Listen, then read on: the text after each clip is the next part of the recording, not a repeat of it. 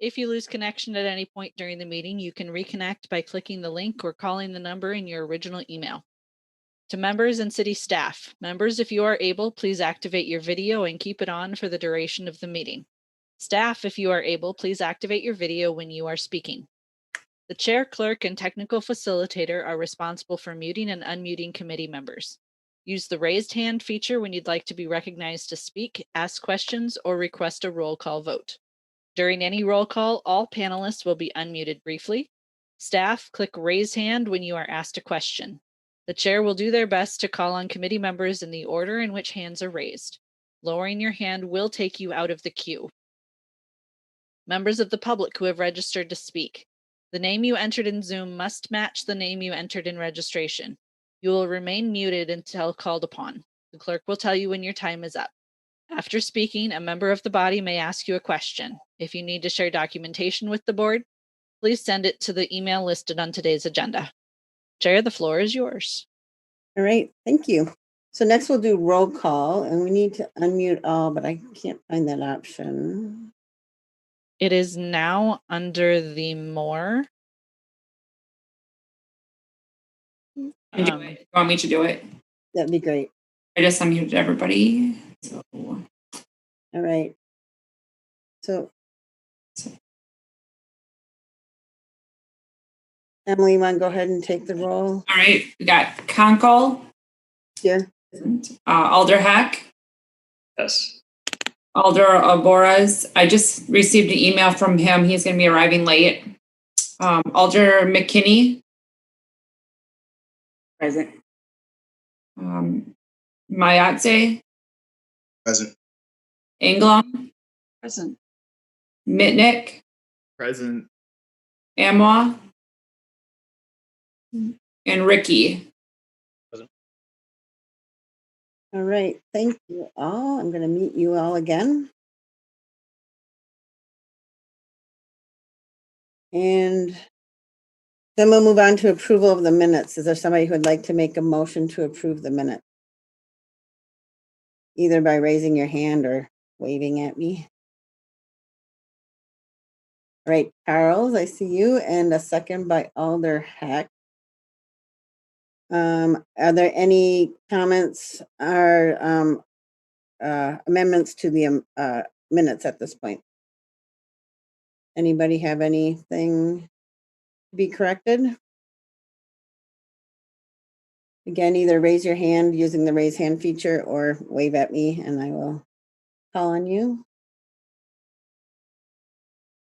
All right, I see none.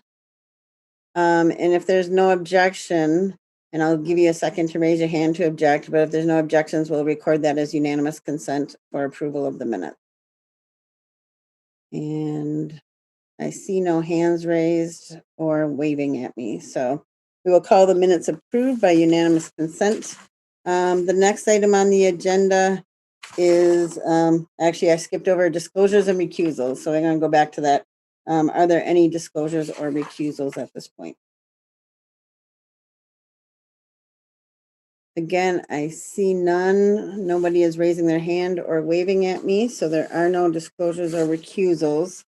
And public comment, at this point, we have no public comment I'm aware of, correct?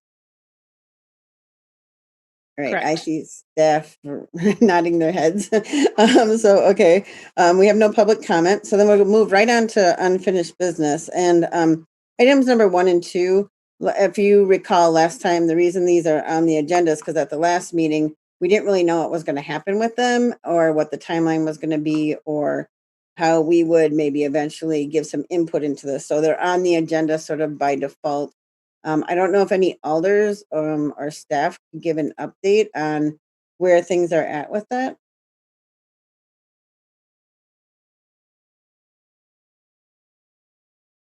Alder Heck, you look like you might want to say something. I'm sorry, my mind's a million places. Is this, tell me what this is about?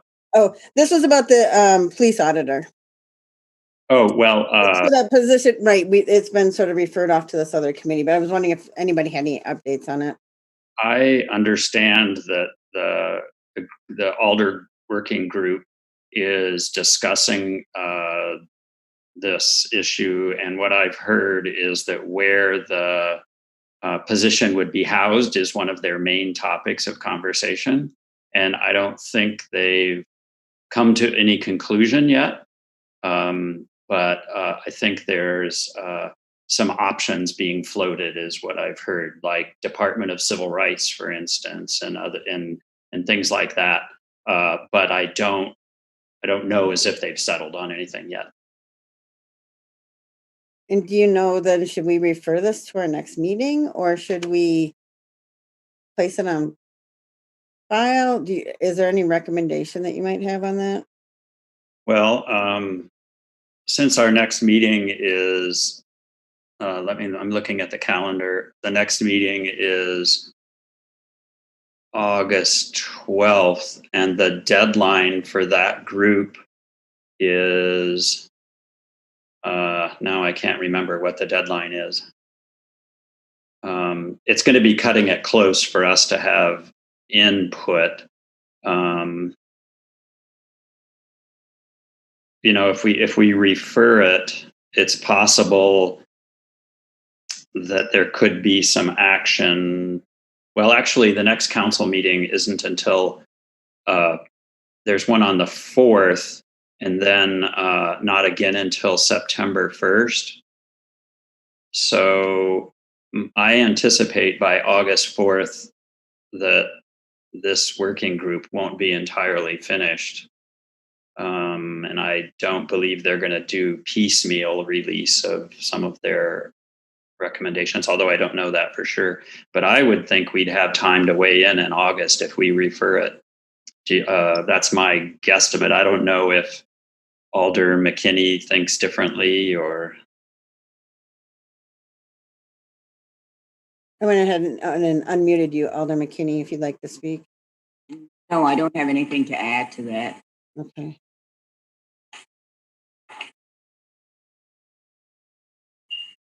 So it sounds like a motion to refer again might be in order, since we don't have enough information now, and hopefully we'll have some more information by the next meeting.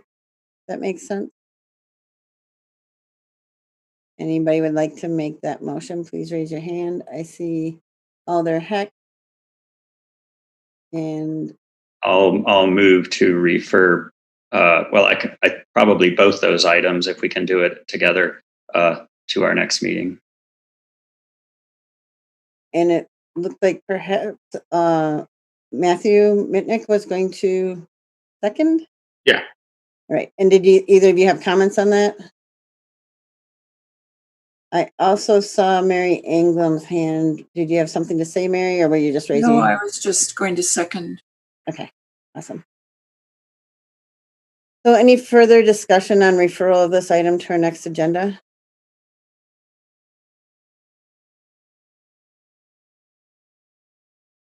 I see none. So if there's no objections, I'll record that as unanimous consent. Anybody have any objections? If so, raise your hand or wave at me. All right, I see none. So I will take that as unanimous consent to refer items number 1 and number 2 to our next agenda, and we'll see once where things are at that point. So moving on to number 3, new business. We're going to get an update from the budget committee as well as the protest policy review committee. And I really want to thank Matthew for stepping up to be the chair of the budget subcommittee, and to Charles for stepping up to be the chair of the protest policy review committee. And I think we'll just start with Matthew. If you want to give us a brief update and if people have any questions. Yeah. So, hi, everyone. The budget work group has met 2 times since we all last spoke together. The first time we met was on June 22nd, and we received an overview of MPD's operating budget from Laura Larson at City Finance. Talked about a number of things, including attrition, grants, turnover, recruitment, the difference around like the numbers of mental health officers from patrol, cost metrics. And it was indicated that Laura Larson is willing to work with our subcommittee on the mid-July operating budget costs. really with kind of breaking down costs on the operating budget. And then we met on July 3rd last week and specifically talked about outcomes, kind of how we want to do our information gathering, and also really what our role as a subcommittee is. And through our discussion, we kind of felt that there are others that also should be involved in this process. And there's other people from the public who may have more expertise than just those of us on the subcommittee. So we will work to produce a draft report from the information that we learn through these presentations, and then have a period where the public can be invited to provide comments and information to the report, with the idea that once we make this report, we'll produce it and share it with PSRC, this group, and then it would kind of go to Common Council. And there's a number of avenues where the police budget will have to be decreased due to the COVID cuts. And then also, of course, calls from the community to have additional cuts in a number of areas are ways that we can really use the subcommittee to look at and kind of find ways in that report that could happen. And then kind of next steps would be we're meeting next week, and we're going to talk about really how we can collect this information. I know we were talking also about a specific email address or a form that would be created through the city that people could send their comments to, because we really want to value the public's feedback in this process. So I could definitely talk a bit more in detail about those next steps, but I don't want to take up too much time. And if anybody has any questions, I would be happy to follow up on that. All right. Any questions from committee members? If so, raise your hand or wave at me.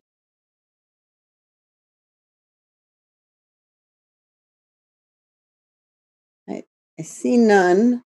If that's the case, I'm going to unmute Charles and ask him to give us a brief update on the policy committee.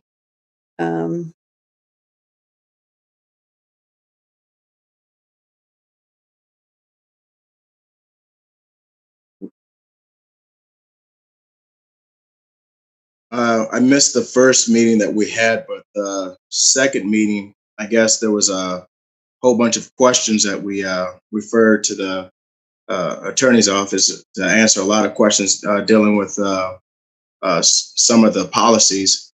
I guess the next meeting we're going to have a whole bunch of questions that are that were geared toward the public concerns. I know we went over a special events team, field extraction, all the questions that went with that. And then we went over the use of non-deadly force. And we went over the news media relations.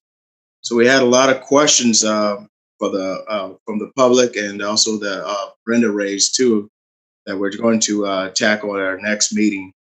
That are basically just about, I guess, mostly to deal with the policies that are already in place, the SOPs, and trying to iron out some things with the police chief next meeting.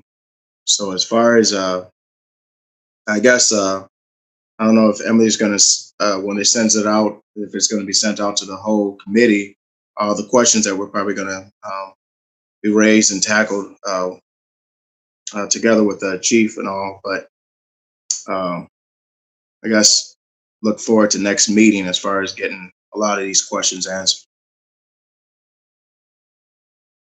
Are there any questions on that? I think both meetings are on the 15th, so a week from today.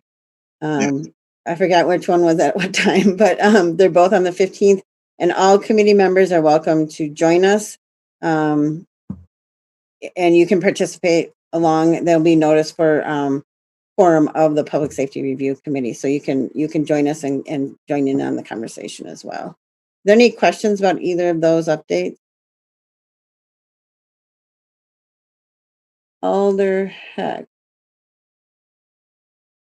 Hey, this isn't really a question. I just wanted to make sure both groups knew that I've been working on with IT to find a way, as Matthew mentioned, to give input to the budget committee from the public using some IT capability. And so when I get some more options from IT, I'll share that with the other subcommittee, maybe in case you all are interested in finding a way for people to give written input to you. Our idea was to do something like through analogous to Google Forms, and where people submitting information could read what had already been submitted. So they're not just submitting ideas that have already been submitted, or even to do brainstorming by looking at that document. But IT was, doesn't use Google Forms, and they're suggesting SurveyMonkey, even though we don't want to do a survey. We're trying to just collect, kind of have a online brainstorming tool. So I'll share that with the other subcommittee if we get something worked out. The other thing that might be interesting for the other subcommittee too is I've asked about the option of getting our subcommittee, or I guess it's a work group. It's not really a subcommittee, but it's semantics, and getting that onto Legistar so that the documents that we're considering could be looked at more easily by the public and even by us. So I believe what has to happen is the mayors has to grant us an exception in order to do that, but I'm not 100% certain that that's the only way to make it happen. So I'm still working on that, but the other subcommittee might find that interesting too. Are there any further questions or other things to add? Again, I want to thank both Charles and Matthew for stepping up to chair those subcommittees in this new Zoom world. It's a little bit of a challenge, but I really do appreciate it because it's important work to be done. So thank you. All right, so we'll move on to number 4. There's no action to be taken on those. Those were just updates for the committee. Item number 4 was the data on the police impact on the jail population. I had asked during the last meeting what the data was. I was able to get the information about the police calls for March, April, May, and June. June is a little bit hard to compare because it's not an entire month's worth of data. But it looks like the police are conveying 15 to 17% less people to the jail. And I don't know if this is an area of interest to the committee, but I thought since it was asked at the committee, I would put it out there to see once if there was some additional discussion that we might want to have on, I think most people know, but there's like a 40% reduction in the jail population. It looks like the Madison Police Department is responsible for about 15% of that reduction. And so, I mean, I don't know if that's exactly right scientifically with all the numbers, but, if that is possible now, what kind of activities are happening that are making that possible? And are they things that we can repeat in the future to continue to keep the jail population down? And I don't know if Captain Winters has anything more to add at this point after seeing the data, or if there's additional things that you might want to share with the group.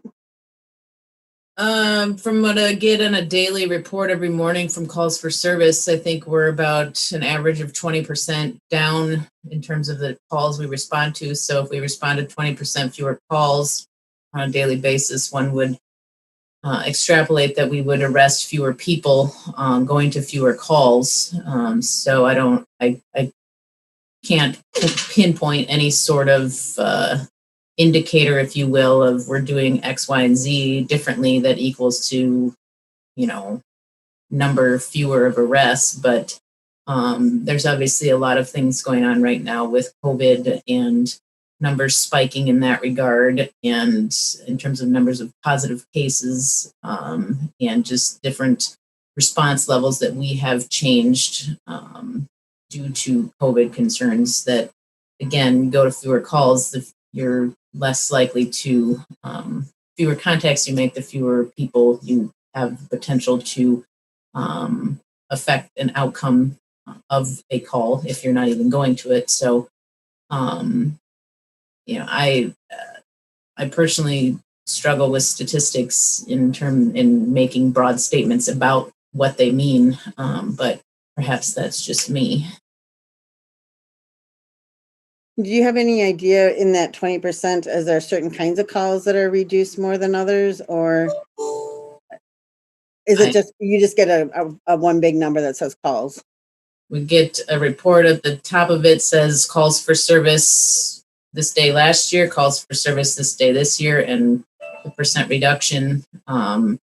There's a list of, I don't know, 25 to 30 different call types. I don't know if it's inclusive of everything that occurred that day or the day last year, but there are numbers broken out that way as well. And I mean, I think everybody saw the media from the weekend that seems that sun's out, guns out, with a lot of shootings happening all over town. So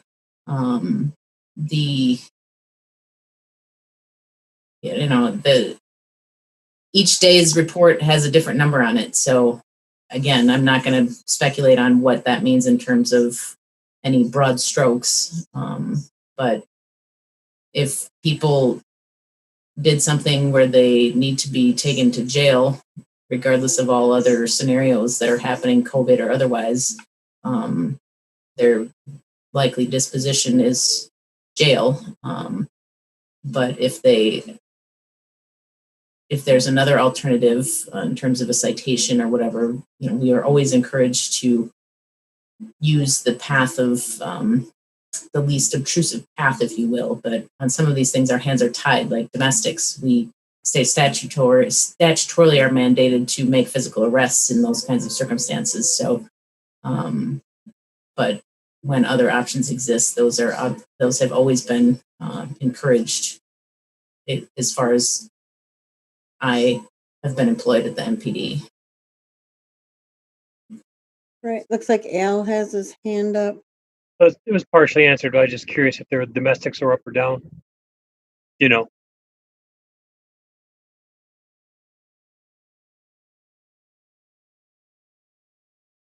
I do not know off the top of my head if they are up or down. It is one that has been that is tracked, I believe, in the overall list that we have, but speculation wise, the more time people spend together, the greater chance there is to need to for them to not get along and require police intervention, perhaps. But I have no data to support that one way or the other or refute that. Thank you. Right, are there other questions about this data or any interest in pursuing, looking at it further?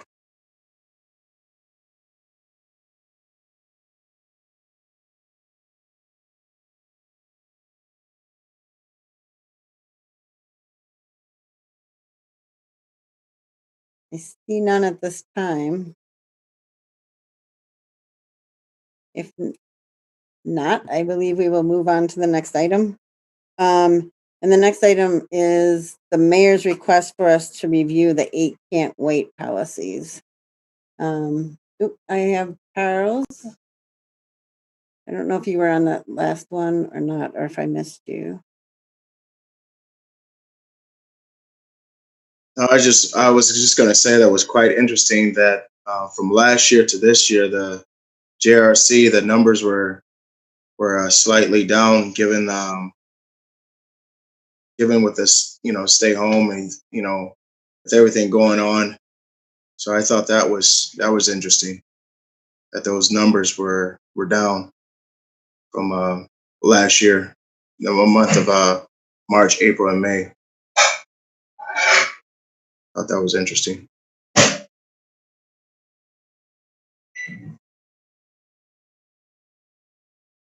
Mary, I see your hand up.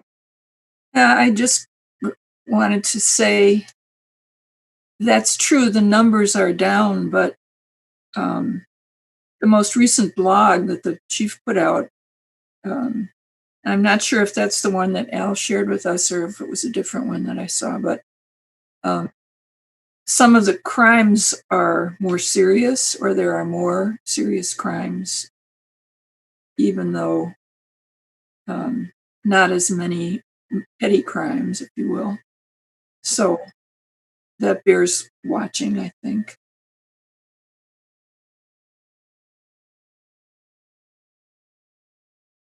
Anyone else have a comment or a thought?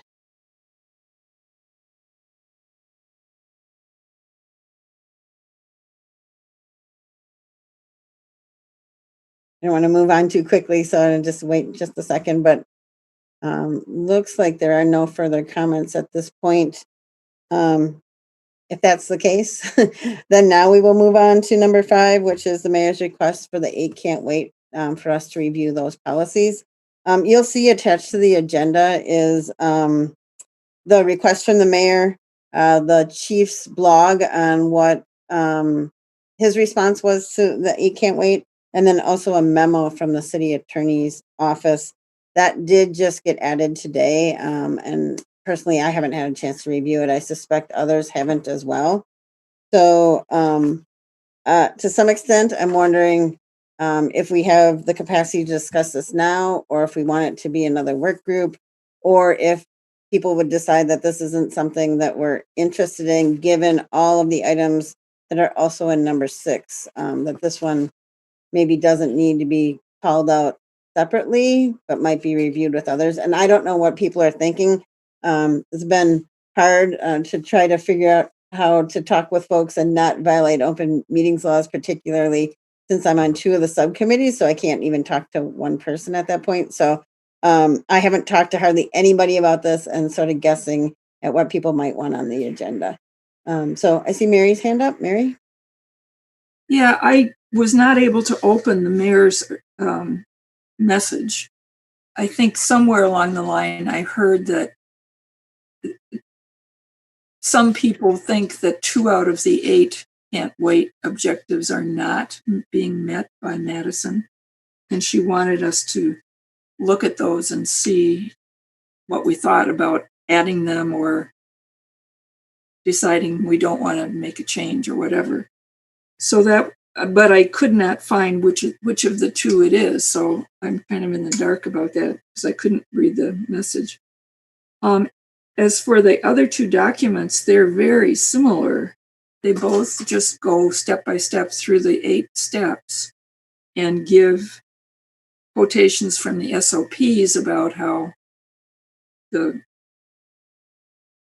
police are handling these particular issues. So I don't know if we need to think too much about whether we say we are doing what the 8 can't wait people want us to do, but certainly the SOPs say we are. So I don't know how much more there is to say about that. Alder Harrington McKinney. Thank you, Madam Chair.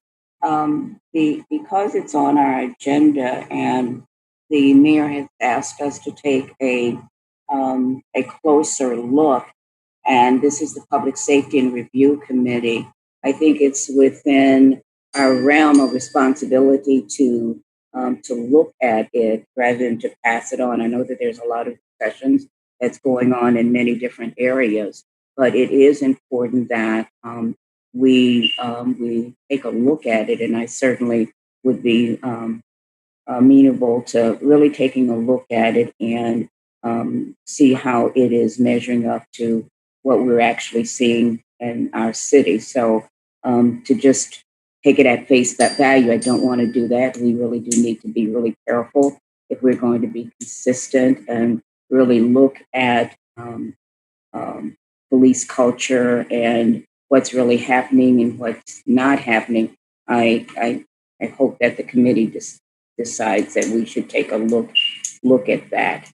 And what form it should take, it really is up to the body to determine how we're going to look at it, what form that will take. But I would I would strongly suggest that we look at it and have some sort of statement around it.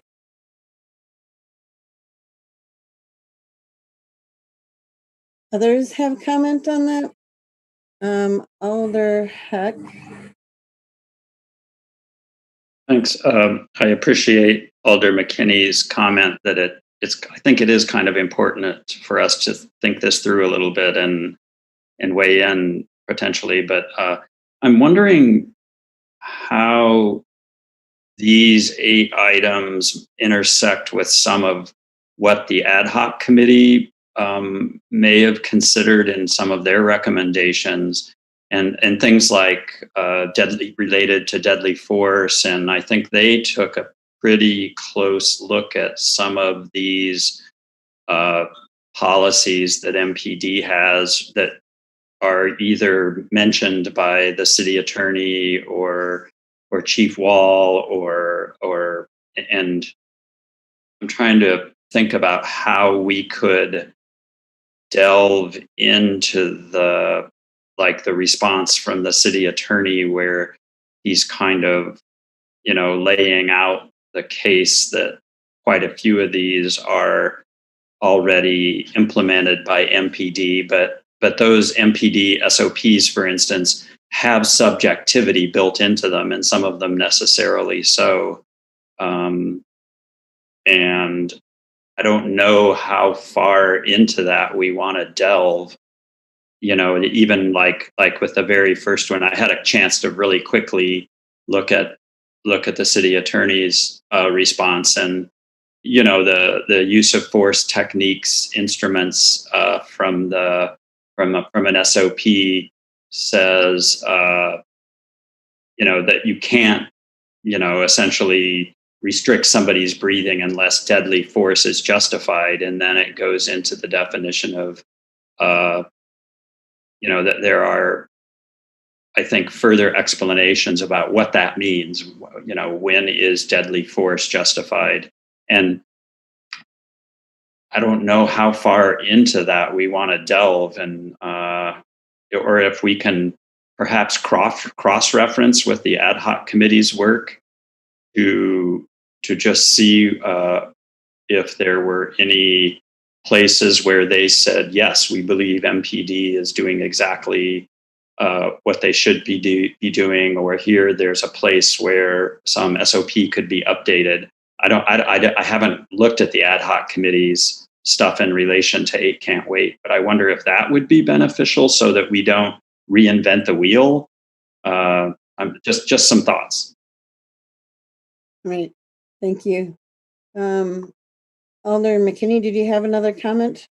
Just a follow up, and since a lot of this information is data driven, I know that the SOP is in place, but I would have the question is that how many times this has come up, and so when we're looking at it, we don't want to replicate, but out of this body, we should definitely determine how we got to arriving at the stance that we're taking. I mean, once we look at it and there are no incidents, or I don't know how to follow the data, but rather than passing it on the agenda, we really do need to have a statement related to, we looked at it, we determine whatever that A, B, or C. I'm not making a predetermination at all, but it really shows that since it's public safety, we did take a serious look at it. And if it is overlapping with another committee, we should say that. But it shows that we took a look at it, we made that determination, and that is what our statement is. Because once someone goes back and look at it, they have no idea that we had a discussion. I mean, if there's no action taken, there is nothing to document that we really took a look at it. And so we really need to be looking at documentation, because once we are not on this committee and someone comes back and looks at it, they don't know what the action is. And so I'm not determining the action, but we really do need to have some action based upon it being on the agenda. Thank you, Alder McKinney. Matthew. Yeah, and I was just going to say, sort of along the lines of what Alder Heck was mentioning with the ad hoc committee. When I was reading through the city attorney's letter, there were a lot of references to those standard operating procedures, which one of the work groups has been going through. So I'm almost thinking that the eight can't wait. Looking at that through the other subcommittee that's already looking at the standard operating procedures seems to make a lot of sense to me. Just because when I was going through before this meeting, some of my comments were very similar to what was already discussed yesterday in that work group. So that was just a thought I had on that. Great, thank you. And Charles.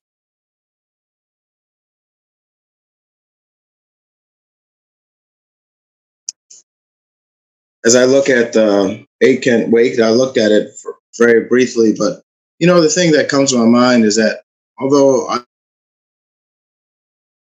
I love the policy and the changes, but I would like to see if some kind of way if we can look at the underlying on how race plays a part and how officers might view African American, how race plays a factor rather than all these policies, because we can look at these policies all we want to, but if there's a way to actually look at how the different spectrum of how race plays a factor in it, I think that's a main thing that we should definitely take a look at too. Not about all these policies, because I looked at the policies and I mean they sound great on paper.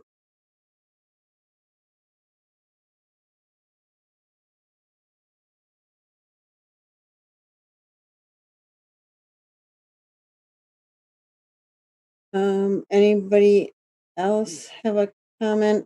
So far I've heard we should do something and not just pass along. I've heard Matthew say maybe we could refer it to the other committee. I hear what about the root causes issue, which is, how much does it make sense for us to look at the policies if the root causes aren't being looked at as well? I was sort of thinking that someone should, to some extent, do what Alder Heck was talking about, which is take the chief's blog, the city attorney's memo, and the OIR report and the ad hoc committee report, put all the information together into a chart, at least review it and say, and also at some point, I think we will also have the police department's report on where they're at on making the changes from the ad hoc committee. So we'll have some additional information from the police department. It seems like all that should be gathered together, and we could at least give a report back on where we think we're at on Eight Can't Wait. It would be a little bit of work to get started, and it seems like to prepare that kind of report, perhaps there could be a subcommittee, it's the only way I know how to get things done at this point, which is hard. But I'm not sure how else to do it without having 15-hour long meetings. So I see Elder Alburris's hand up. Can you hear me? Yes. Thank you, Madam Chair. With regard to Eight Can't Wait, I think that Alder Heck makes a really good point in that, and I think is exactly what you're saying right now, is that we should try and compare and contrast it to the OIR's recommendations. And, I think the Eight Can't Wait is a beautiful campaign that sort of globally just puts a broad brushstroke across all agencies across the United States of saying, okay, these are like sort of 8 pillars of things that your city and your agencies should be looking at, and where the OIR report is a very nuanced, very like custom fit built recommendation platform. specifically for Madison, Wisconsin, and sort of the policing issues that we have here. So I think that one of my suggestions would be is that I know a lot of the ad hoc committee members still are very much interested in being involved in sort of processes and reforms right now.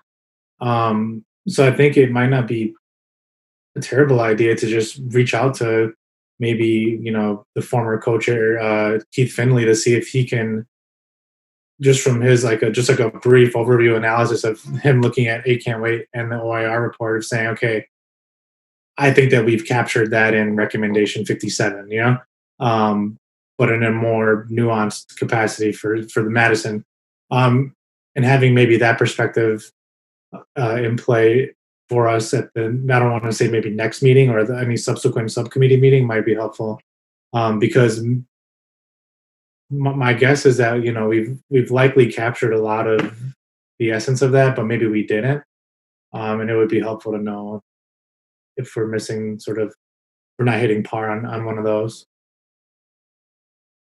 That's a great suggestion because they are the experts that looked at it for quite some time. Alder Heck.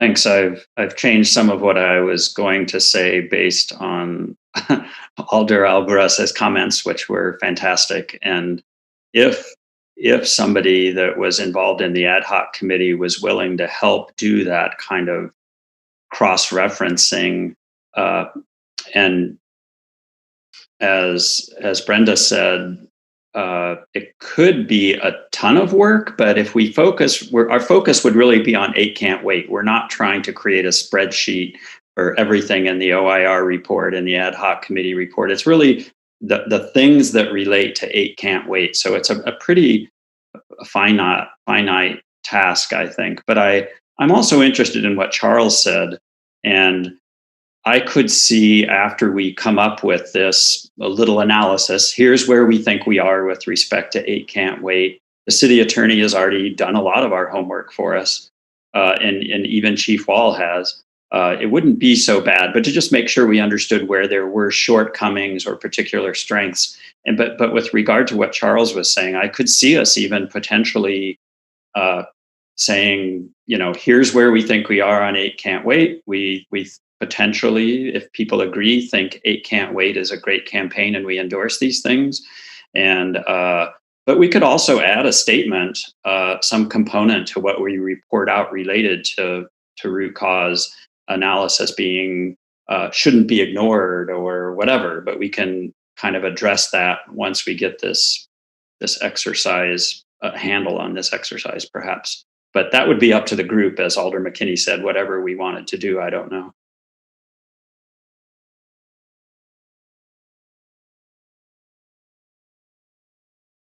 Other comments or suggestions?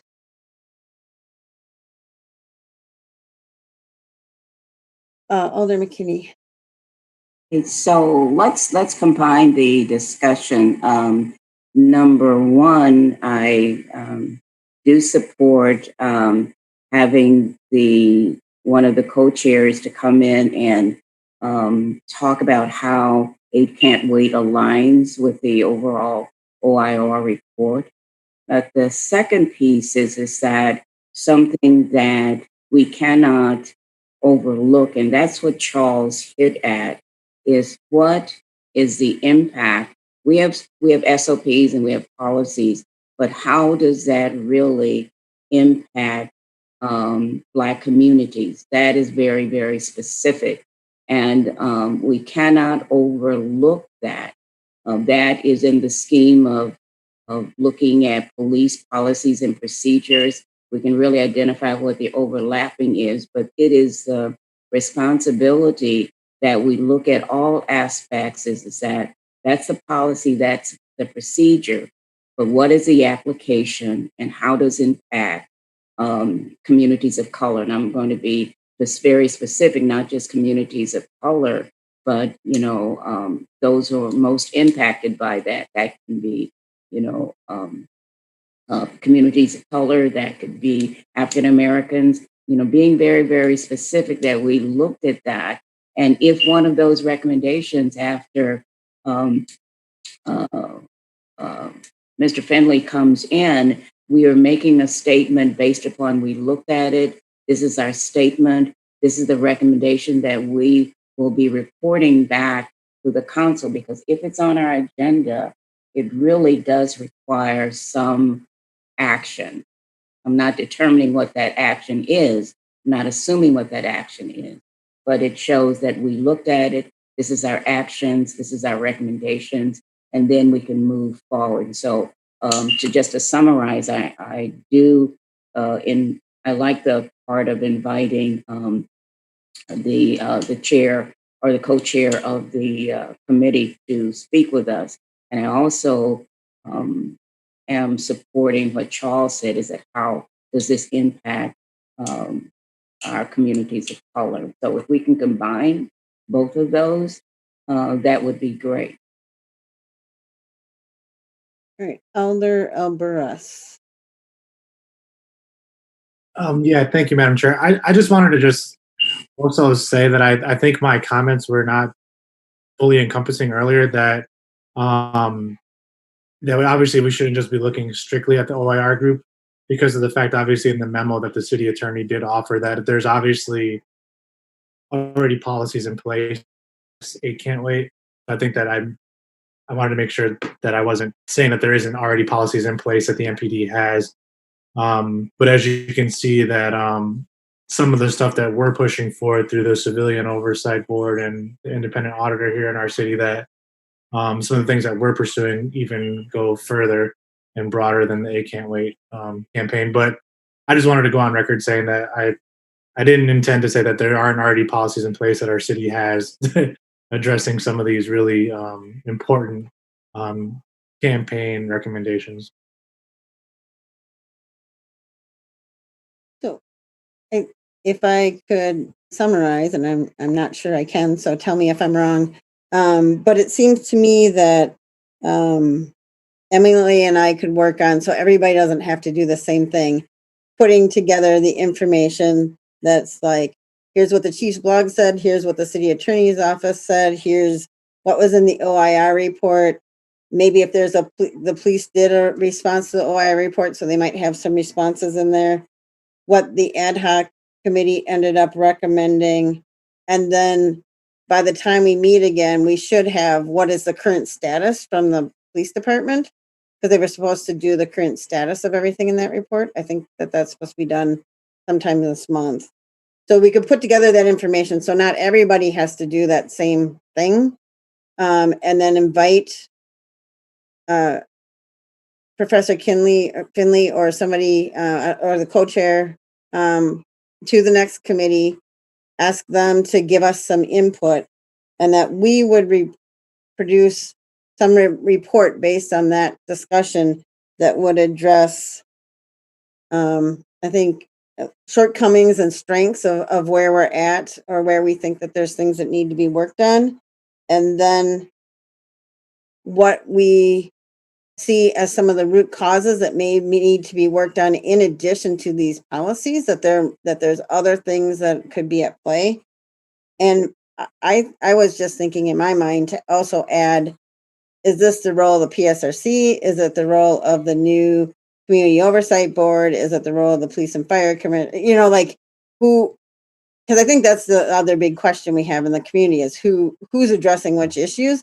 So I think maybe we might want to add to our chart that we want to make a recommendation about that as well, if it's not clearly within our purview, if we think someone else should be doing it. And I think that'll depend upon what kind of solutions we come up with in the root causes discussion, because it may be something that is an issue with hiring and firing police, or it could be something that's an issue that would go more with civilian oversight. So does that sound like it kind of brings everything that people said together?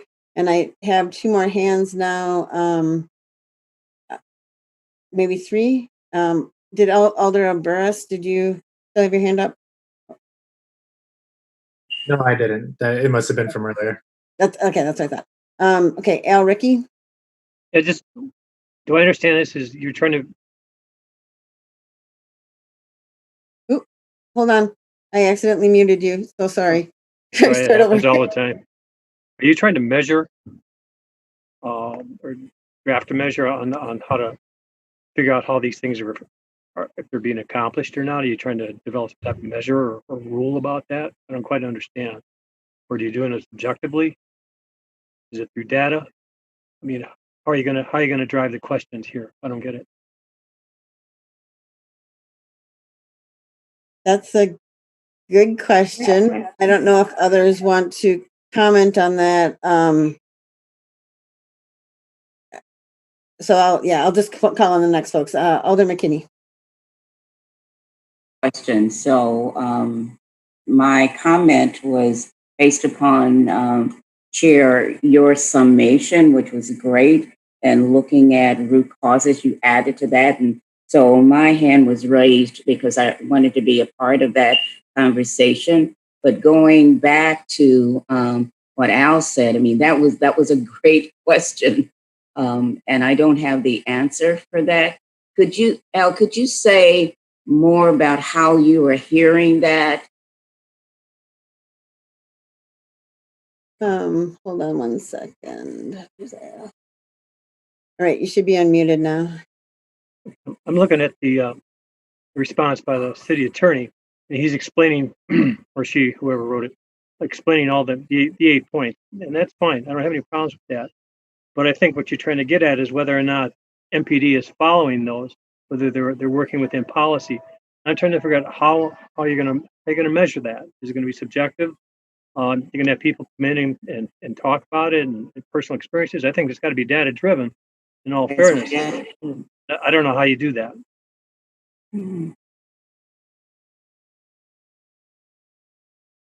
right, Alder Oberis. Maybe this is somewhat of a question for the committee. What I gathered is that the 8 Can't Wait campaign got highlighted most recently, and where cities were seeing this campaign as a sort of a measuring stick. And so the way I maybe viewed it is that since the community was really, as an alder, I was getting constituents saying, hey, look at this 8 Can't Wait campaign. Where are we at as a city with this?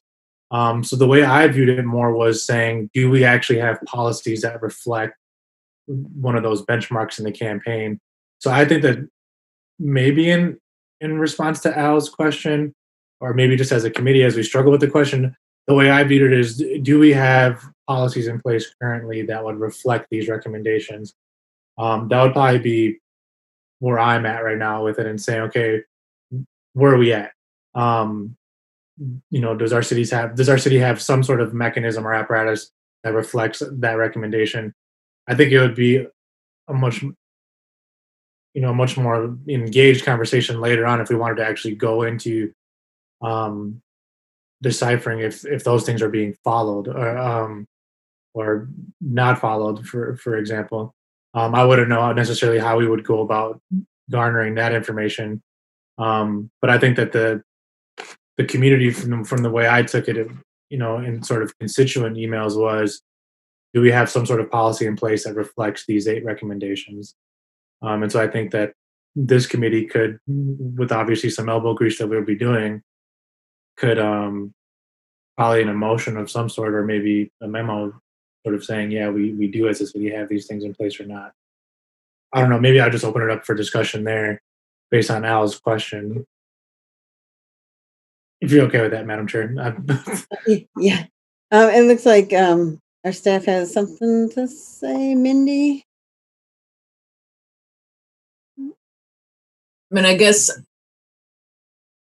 I would ask the group where are the shortfalls right now, because all the things I'm seeing say they have the thing, one of the 1, 2, 3, 4, 5, 6, 7, 8, and it says MPD policy says X on that topic. So where in this committee's estimation does MPD fall short right now in this, having things that already address each one of these 8 points?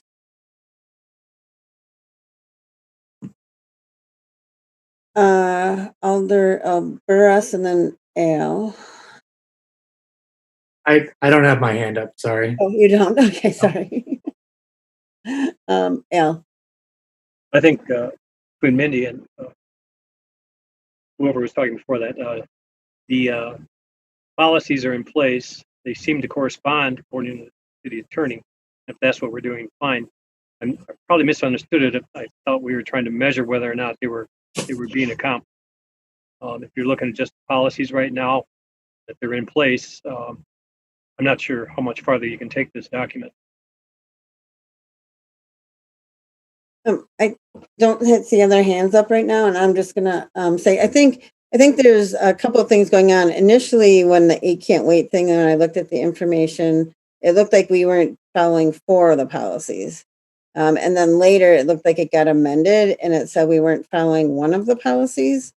And I think community members are under the impression that maybe we have more work to do, and perhaps part of our work would be trying to compare what community expectations are with the policies that are written and trying to sort out where people might think there's work to be done. And I have a feeling that it may not be so measurable as it may be things where people see that there's a policy in place, but something else might be happening in practice. And again, that might go back to the root causes issue. So I have a feeling that our work might not be in so much of the wording of a policy, but more in not what the intent is, but what the impact is. And maybe looking at more, as Charles was suggesting, the root causes of it, as opposed to, yes, we check this box and the policy is there in place and everything is working okay, so now move along, right? So I feel like there are people in the community feel like there's more issues to be addressed, and that we at least owe it to the community to look into it, right? And to look at it, to study it, and to come to our own conclusions. And they may be all over the board, right? But I think that the mayor's asked us to look at it, as Alder McKinney has been saying, and that we should take a look at it, and we may look at it and we say everything looks great, or we may look at it and say here's some issues that we have. But we won't know unless we actually do the work to look at it and have Keith come in and help us think it through a little bit, and gather all that information that is already out there in the community. And that alone might be a huge service to people who want to have these types of discussions, that there's a report that has sort of put all the information together in one spot and you can look at it all in one spot.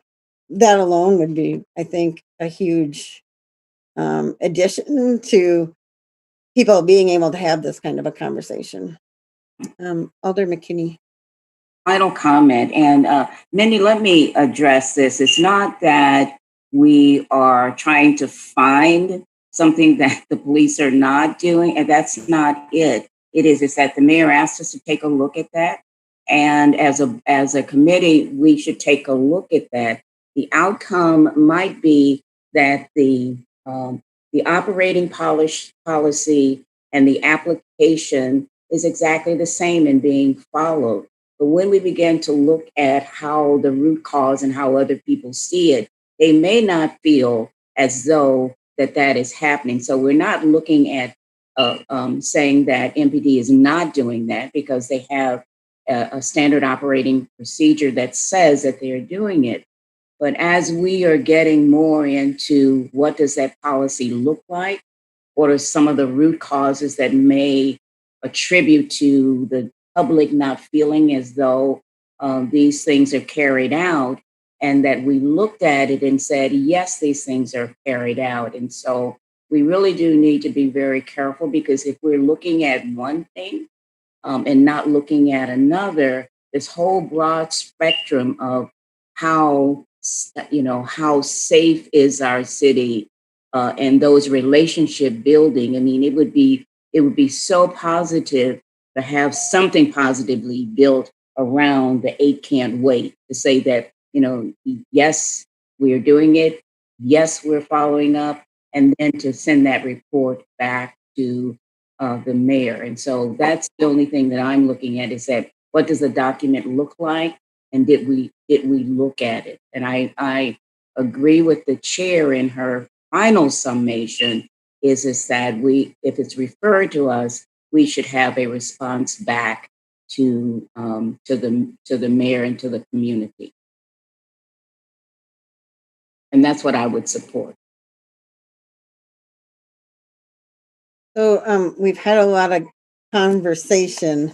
It sounds like we're moving towards referring this to the next meeting, having some materials that are presented on the agenda, and asking Professor Finley to come in, or the co-chair, and to get some feedback. And then at the next meeting, we can, if we have something drafted, we can decide if we want to make some recommendations, or if we then at that point need to have a subcommittee to work through it a little bit more, if that makes sense. Instead of creating a subcommittee tonight before we do that work with Professor Finley. Does that make sense? I'm not certain that we need a motion, but perhaps we should have a motion to refer, and then we'll just have this on our next agenda. And I will work with Emily to put all the pieces of the document together so that everybody doesn't have to, and try to get that to you like a week before the next meeting, so that it's not a lot to go through at the last minute. And I see Alder Heck and then Alder McKinney. Sorry for speaking so many times. I just wanted to thank you, Brenda, for taking this on. I think that has a lot of potential. Maybe this is slightly related to what Al was asking about, but I do think we need to think. I hope what we can do is do this relatively quickly and weigh in relatively quickly and not get too bogged down in it. And, looking at data and things, to me sounds like it could turn into a multi-month process. And I'd really think it's most important for us to weigh in as soon as we can on this. While we were discussing this, I was on the 8 Can't Wait website trying to figure out if they already had some resources that might come in handy. They don't really. And yes, according to them, there's only one of them that we don't follow, which, according to the city attorney, we do follow. So there's some things to look at. Thanks. All right, Alder McKinney. So to formally turn that into a motion as to what the chair said, the only thing that I would add to that is, as you are gathering information, that I would really like to be on that gathering part as well. Okay, great. We're not looking at reinventing the wheel and going into in-depth research. That's not what we're doing, because as you were saying, Alder, that work has already been done. So that should be pretty easy to pull together whatever documents that are already out there for us to take a look at and then have some discussion. So my motion is that we form that the group that will collect the information that's already out there that the chair had said, and then to invite the co-chair. And so the co-chair is, who is the co-chair? Is there? I know Professor Finley, and then there's the other co-chair, the African American. Who's that? Alder Burris. Dr. Alvarez. Who's the other co-chair? So after Luis Udici and I stepped down, it was Tom Brown and Keith Finley. Okay, so be very specific in terms of Tom Brown or Professor Finley, hopefully would be, because we're looking at the root causes. And so if we're looking at the root causes, I would certainly like to have Tom Brown at the table, but Professor Ludis will do a good job as well. But so that's my recommendation is that we collect that data. And Brenda, I really want to be part of that collection of what's already out there.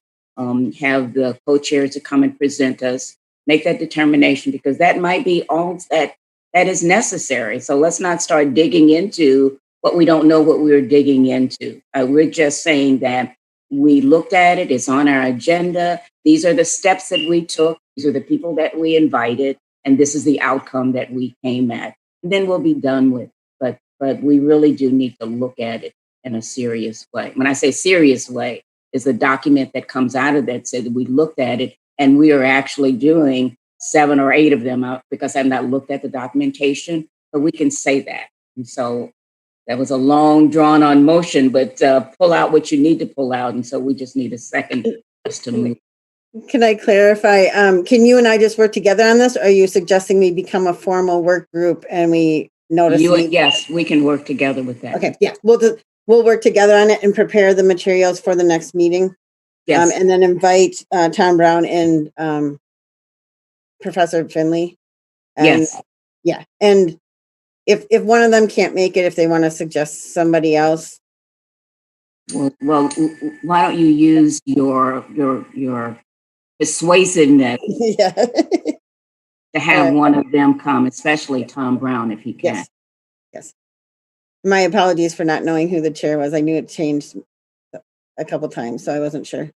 There's a few hands up, Brenda. Yes. Yeah. I have Al and then Alder Albaras again. Yeah, just and by the way, the motion, to restate the motion, and hopefully somebody seconded it.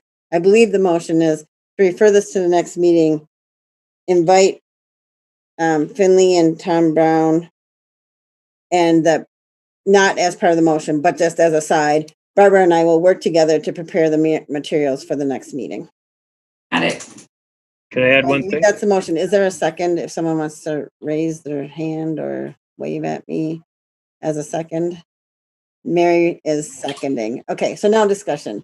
And we got Al next.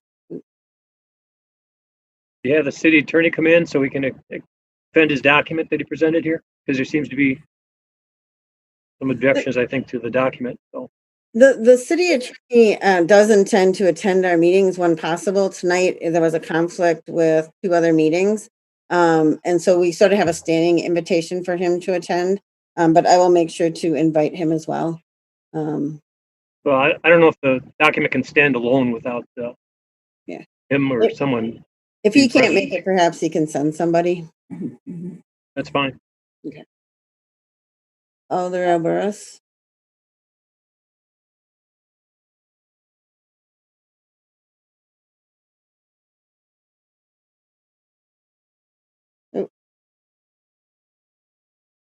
Thank you, Madam Chair. Yeah, I think I'll just echo what Alder Heck said and Alder McKinney said, is that I don't want us to be like the epitome of overly bureaucratic. I think that at the next meeting we should be able to not easily, but I think that we should be able to sort of close the loop on this, and that we've heard members of the community sort of indicate their support of this campaign, and so we should be able to, by the next meeting, make a determination as to like, yeah, we actually do have these policies in place. And I think that that's probably where we want to leave it, is that there's some policy in place that reflects the recommendation. So I'll stop being overly bureaucratic by stop talking. But I think that hopefully this would have a resolution by next meeting. And I do agree with Al's determination too, is that the city attorney, the assistant city attorney, did give a significant amount of information regarding each request. So I just think that maybe at the next one we can just kind of sift through it a little bit in a more detailed way, and then kind of report out to the community. Captain Winters. I would just push for specificity in any sort of discussion, like not just say vague statements or I heard so-and-so had an issue with such and such, but like, let's bring some specific examples if we have them of where we are falling. We are not living up to these expectations, because we don't know what we don't know either. And I agree with Alder McKinney that we want to look at these and get to see if there is an issue. And if we find that there's not an issue, then that's great. But if people don't speak up and say what the issue is, we don't know what it is. So to say, to speak in general terms of like 4 aren't met, but only one is, but actually only one isn't met. Well, which one is it? There's only 8 of them. It's not like we're talking about 1,000. Like, which one are we talking about? And let's focus our attention on what we aren't doing, perhaps, instead of. I mean, I'm certainly not going to sit here and toot our horn that we're doing something when there's something that's glaringly obvious that we're not doing. I want to know what we're not doing and work to fix that. So I would ask for specificity in these things of what people are thinking in the community that we're not doing. Sounds very reasonable. Gideon, did you have your hand up?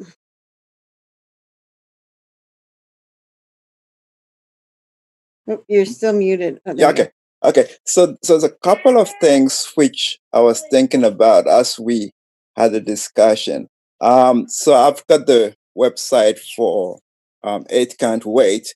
And like all the Ek was saying, there's only one item there, ban shooting at moving vehicles, which needs to be addressed from that perspective. And so that's one issue which I just wanted to reinforce. The other issue is at some stage we have to look at the impact on African Americans. I don't know whether this is going to be a separate agenda item that we have to develop, but I'm not hearing that, so I don't want us to move away from that. Thanks. Yep. Thank you. I think that when we were talking about root causes, I think that is lumped within that comment. If it's not, I will list it separately to make it really clear. And how does this impact Black America? So we have a motion and a second, and I don't see any further discussion. Are we ready to vote? I don't see any other hands or folks who want to say anything. So the motion is to refer and to invite Finley and Brown to our next meeting. And as an aside, Alder McKinney and I will work on some materials for our next meeting. So if there's any objections, please raise your hand or wave at me. And I see none, so we'll call that unanimous. Oh, I do see Gideon. Are you objecting or did you have something? I have a question. Sure. It says that the point you just made regarding the impact of some of the standard operating procedures on the Black community. At some point, I would like the chair to direct us. How do we put that on agenda for a more in-depth conversation as we go along with the motion you've just made? Just a question. I think that will be covered in item number 7 on our agenda tonight. I think that I'm writing it down so that I do not forget to specifically figure out how to do that at that point. If that makes sense. All right. We have a motion and a second. Any further discussion? I'm going to call it unanimous consent unless somebody raises their hand or waves at me. Is there anybody who objects or would like to be counted as voting no on that? All right, I see none. So I'm going to say that motion passed by unanimous consent. And we will move on to item number 6. And so for item number 6, there are lots of other things like the It Can't Wait campaign that are out there in the community. The Wisconsin State Journal had done a pretty comprehensive, what I thought was comprehensive list of them in one of their articles. And then the mayor's office came out with yet another more comprehensive list that included even more items to it. And so we just came up with a plan for what to do with 8 Can't Wait. I don't know if we want to come up with a plan to do something with some of these other ideas where the mayor hasn't asked us to look at it, but committee members may want to look into it. Or number 6 could also just be a discussion under number 7. There's a lot of information there. There was a lot of different materials that were provided, and it may just be discussion items for number 7. We did have 2 people who registered on this item, Christina Kuhl and Kimberly Pattison. Both were registered, not wishing to speak, but in support. So I don't know which item they're in support of, but they did seem supportive of us trying to come up with some sort of response to all of these other issues in the community. Are there any other people who have registered since that point, Emily? Not that I'm aware of. I haven't looked, but. All right. No. So No, there I have think- not been. Okay, thank you. So item number 6, do people want to give their opinions about what we should do with all of these things that are out there in the community? Or should we move on to number 7, using that as a way for us to discuss what should we have on our next agendas? It is somewhat up to the committee. I put it all on there because it seemed like it was very important information that, and in order for us to be responsive to what the community is asking for, it seems like we should be responding to some of this. Obviously, not all of it is within our purview. Some of it's national, some of it's county, some of it's state issues, but some of it is within our purview. So I don't know if something really resonated with folks, or if we want to take all of the information that's there and talk about it in a context that makes us prioritize which items might be of interest. So, comments, discussion?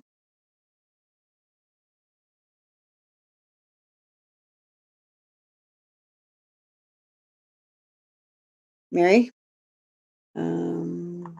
Right? Well, I'm running the risk here of generating like 4 or 5 more projects like the one we just decided on. But I thought these were really interesting lists. A lot of them are self-duplicating, but some of them aren't. I think it would be interesting to see if we could figure what ones we can say everybody is expressing a desire for, such as getting the police out of the schools, which seems to be a very common sentiment. And there are yet some others that only 1 or 2 groups mention. And are those marginal, or are they, on the contrary, very important, but just not always mentioned by other groups? I think 2, I'm interested in the 8 for, what's the exact name of it? 8 to abolition list, which is much more radical, quote unquote radical, but in a way really gets at some of the root causes of our difficulties in ways that 8 Can't Wait do not. So I don't think, I would not like to see us say, we've already taken on as much as we can and these others are nice, but let's pick and choose among them. I think we should make an effort to digest all of these in some way.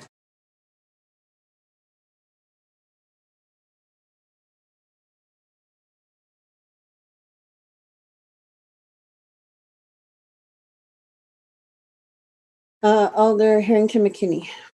I wanted to say to Mary, thank you for making that statement, and also to Gideon for making that statement, because everything that we do going forward must be viewed through an equity lens.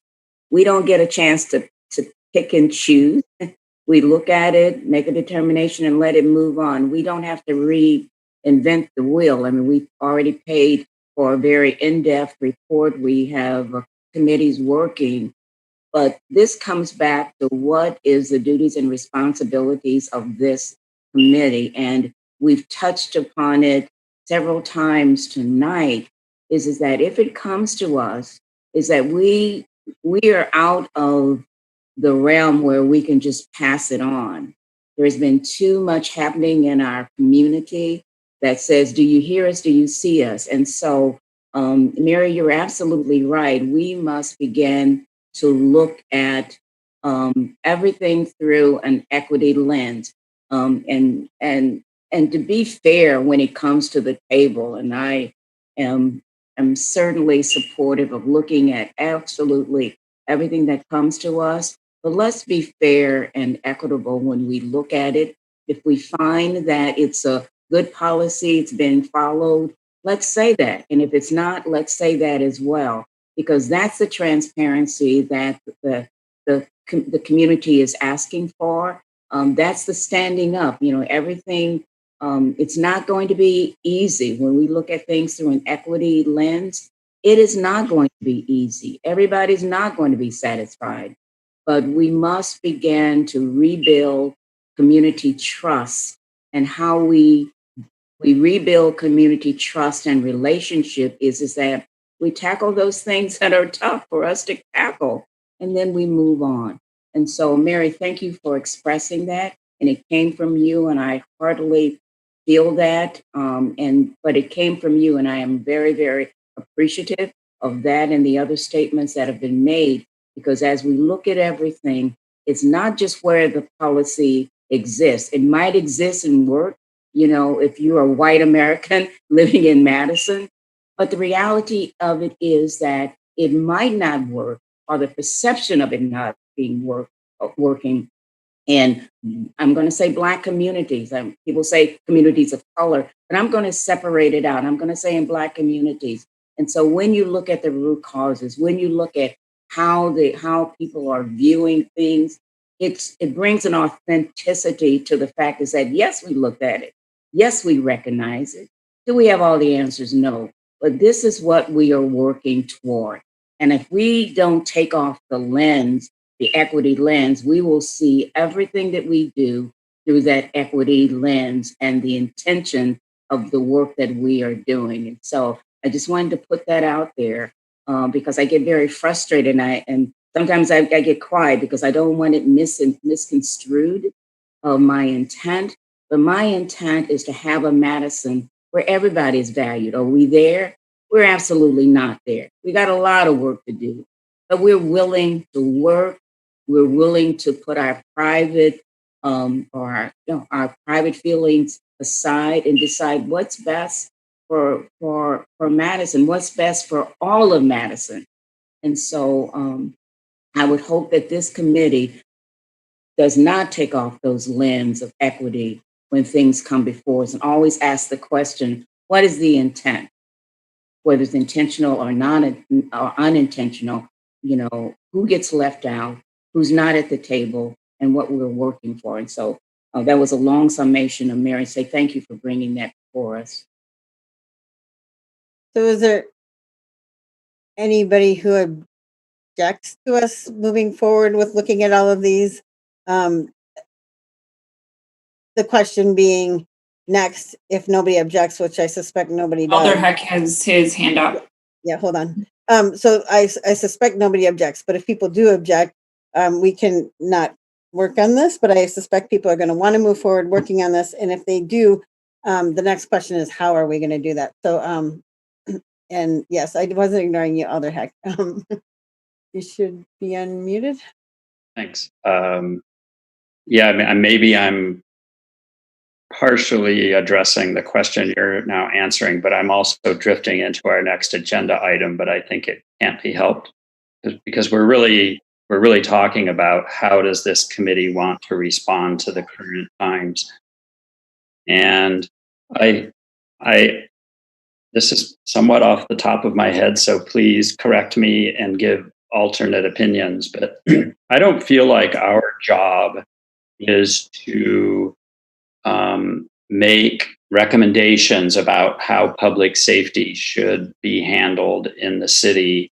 And that it's much too complex of an issue to delve into, all these very detailed policy recommendations that are in this list on this agenda item, plus everything else that's going to come our way. It is, though, our responsibility to provide the community a voice, I think, and to give some consideration to those. But I don't think our job is to say, okay, this particular item from the 8 for whichever is necessarily, good or bad. We could come to some of those conclusions, but I feel like in order to come to those conclusions for all these very complex issues, we'll never make any progress. And so I feel like we need to make sure that we're giving the community a voice by accepting these, by figuring out where recommend to council, to CCEC, to other bodies what to do with these. Here's a particularly fantastic list of things, and we don't have the capacity in our current configuration, I don't think, to come to conclusions about a lot of this. Maybe somebody else can help me out here. Am I selling us short? I don't know. I just feel like we'll never get anything done if we take even this list of 6 or 7 things and go into great detailed analysis and try to figure out which ones are worthwhile for the city to pursue and which ones aren't. Oh, maybe you all have some thoughts about that.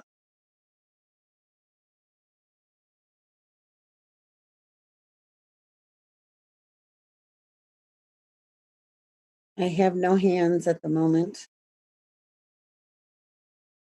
Mary?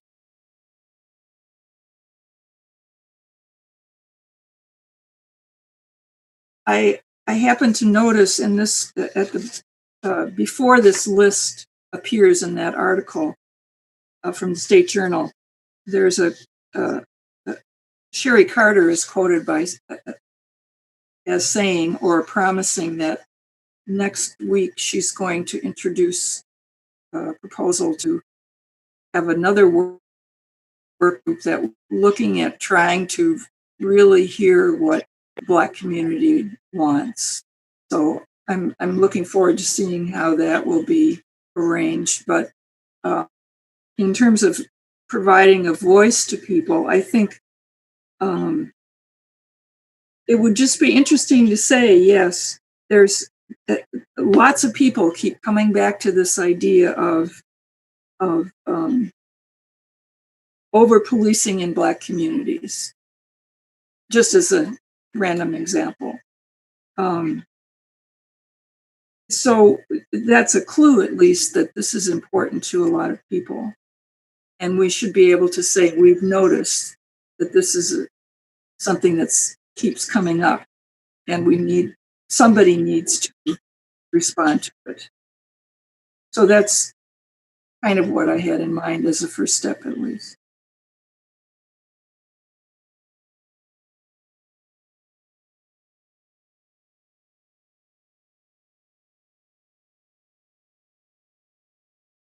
Other comment? Alder Heck.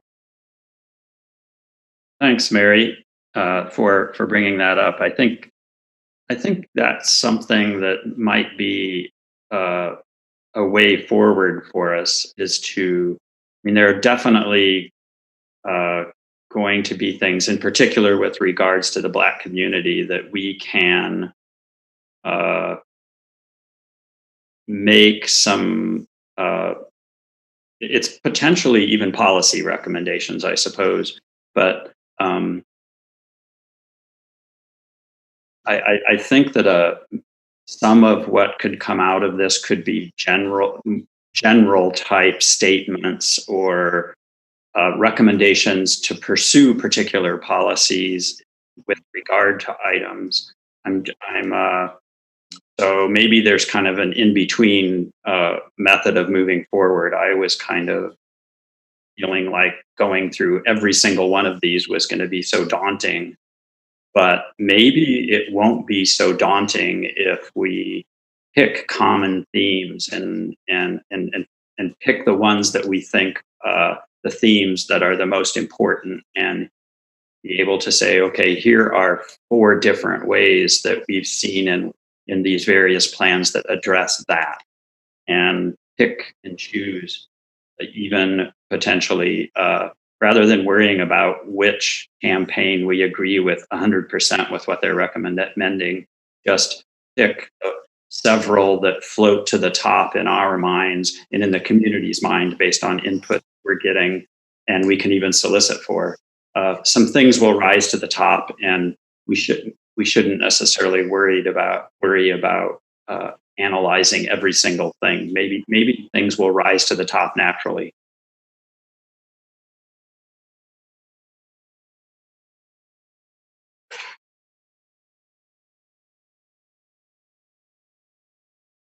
Other comments or a suggestion on how to move forward on this?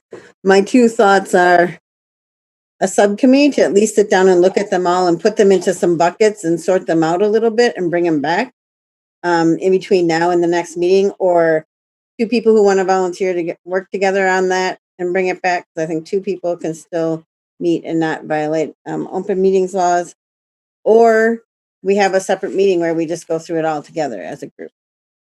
Those are my 3 options, I guess.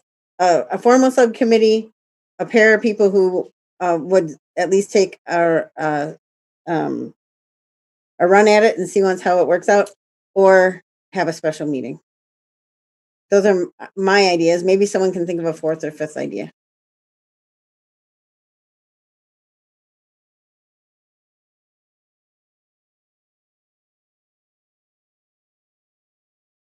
Mary?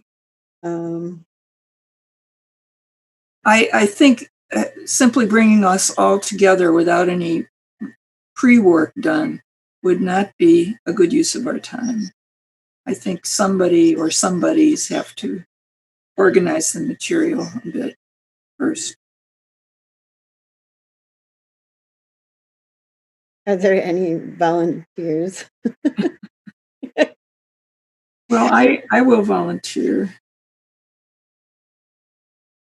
It might just amount to a bunch of scraps of paper in different buckets, as you said.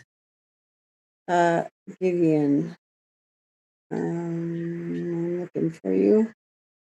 Oh, there you went. Yeah, I would volunteer to work with Mary. If that's okay. And Barbara? I'm just applauding Gideon for stepping. So, do we want to make this an official subcommittee, or do the 2 of you want to work on and bring it back? Because I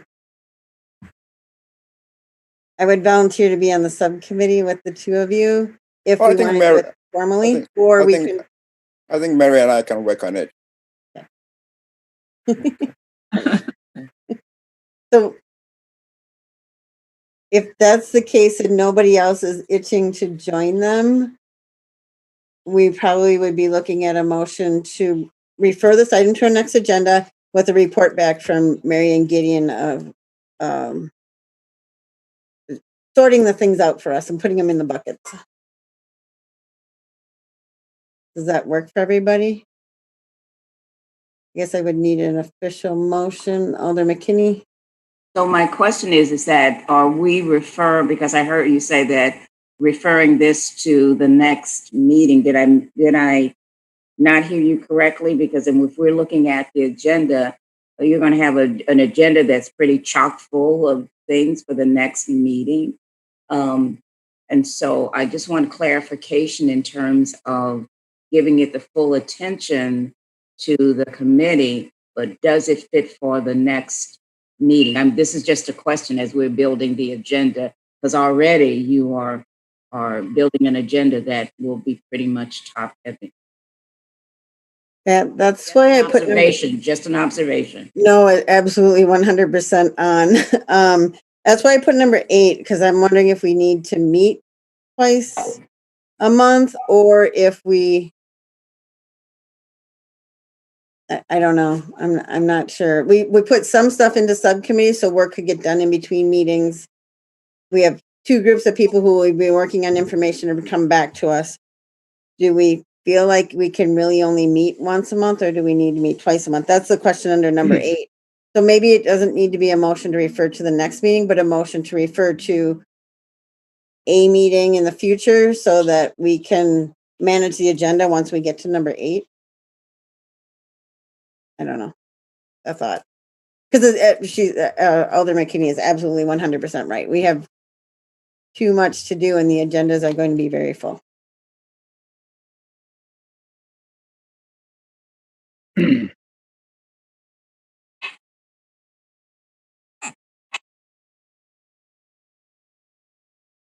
Thoughts?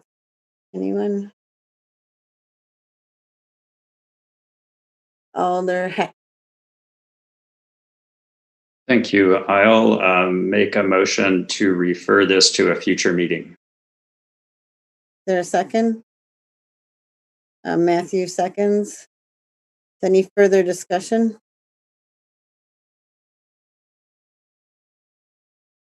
I see nobody either raising their hand or raising their hand on Zoom.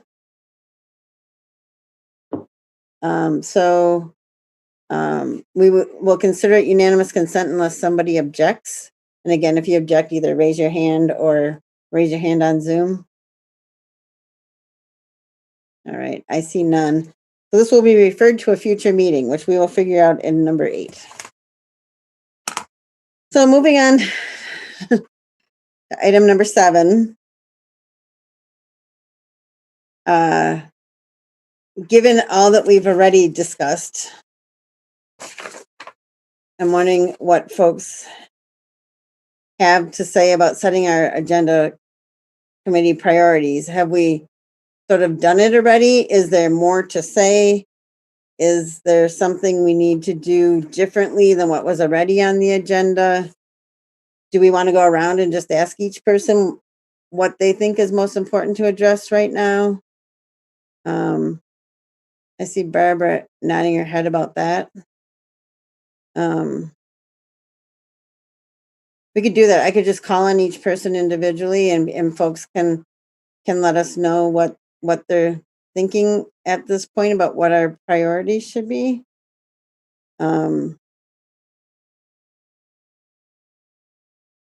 If I go in order that you are in my list right now, I might get confused, but I'll just start at the top, and the first person then would be Al Ricky. Sure. This last weekend, I did a ride along with, ended up talking with a number of officers, and I think it'd be a good idea to try to incorporate some of that into what PSRC does.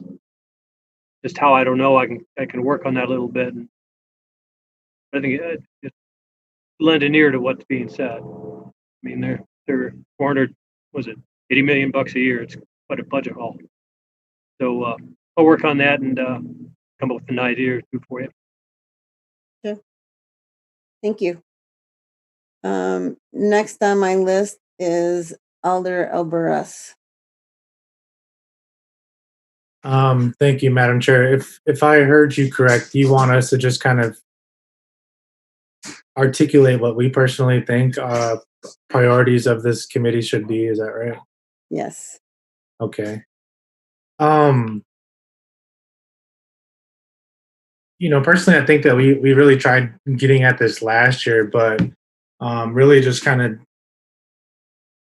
as close as we can aligning to what we're doing, the work that aligns with the ordinance for our sort of reason to be here is to just make budgetary recommendations to the council and to the mayor, and I know that that's not an easy task to do, especially with everything going on right now. And you got to forgive the background noise. My daughter and dog are running around the living room. So sorry about that. It's awesome. So that got me off tangent. But I think if we can, as much as we can do to make budgetary recommendations to the council and the mayor as we go through our budget process would be helpful. Another thing that I just cannot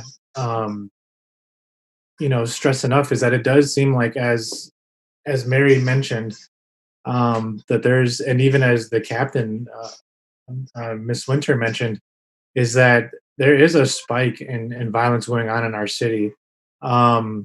And I actually, I don't, let me not be misquoted here. I don't want to say statistically that there's a spike, but it's just very visible that there's things going on in our city right now. There's was a shooting close to my home recently, this week.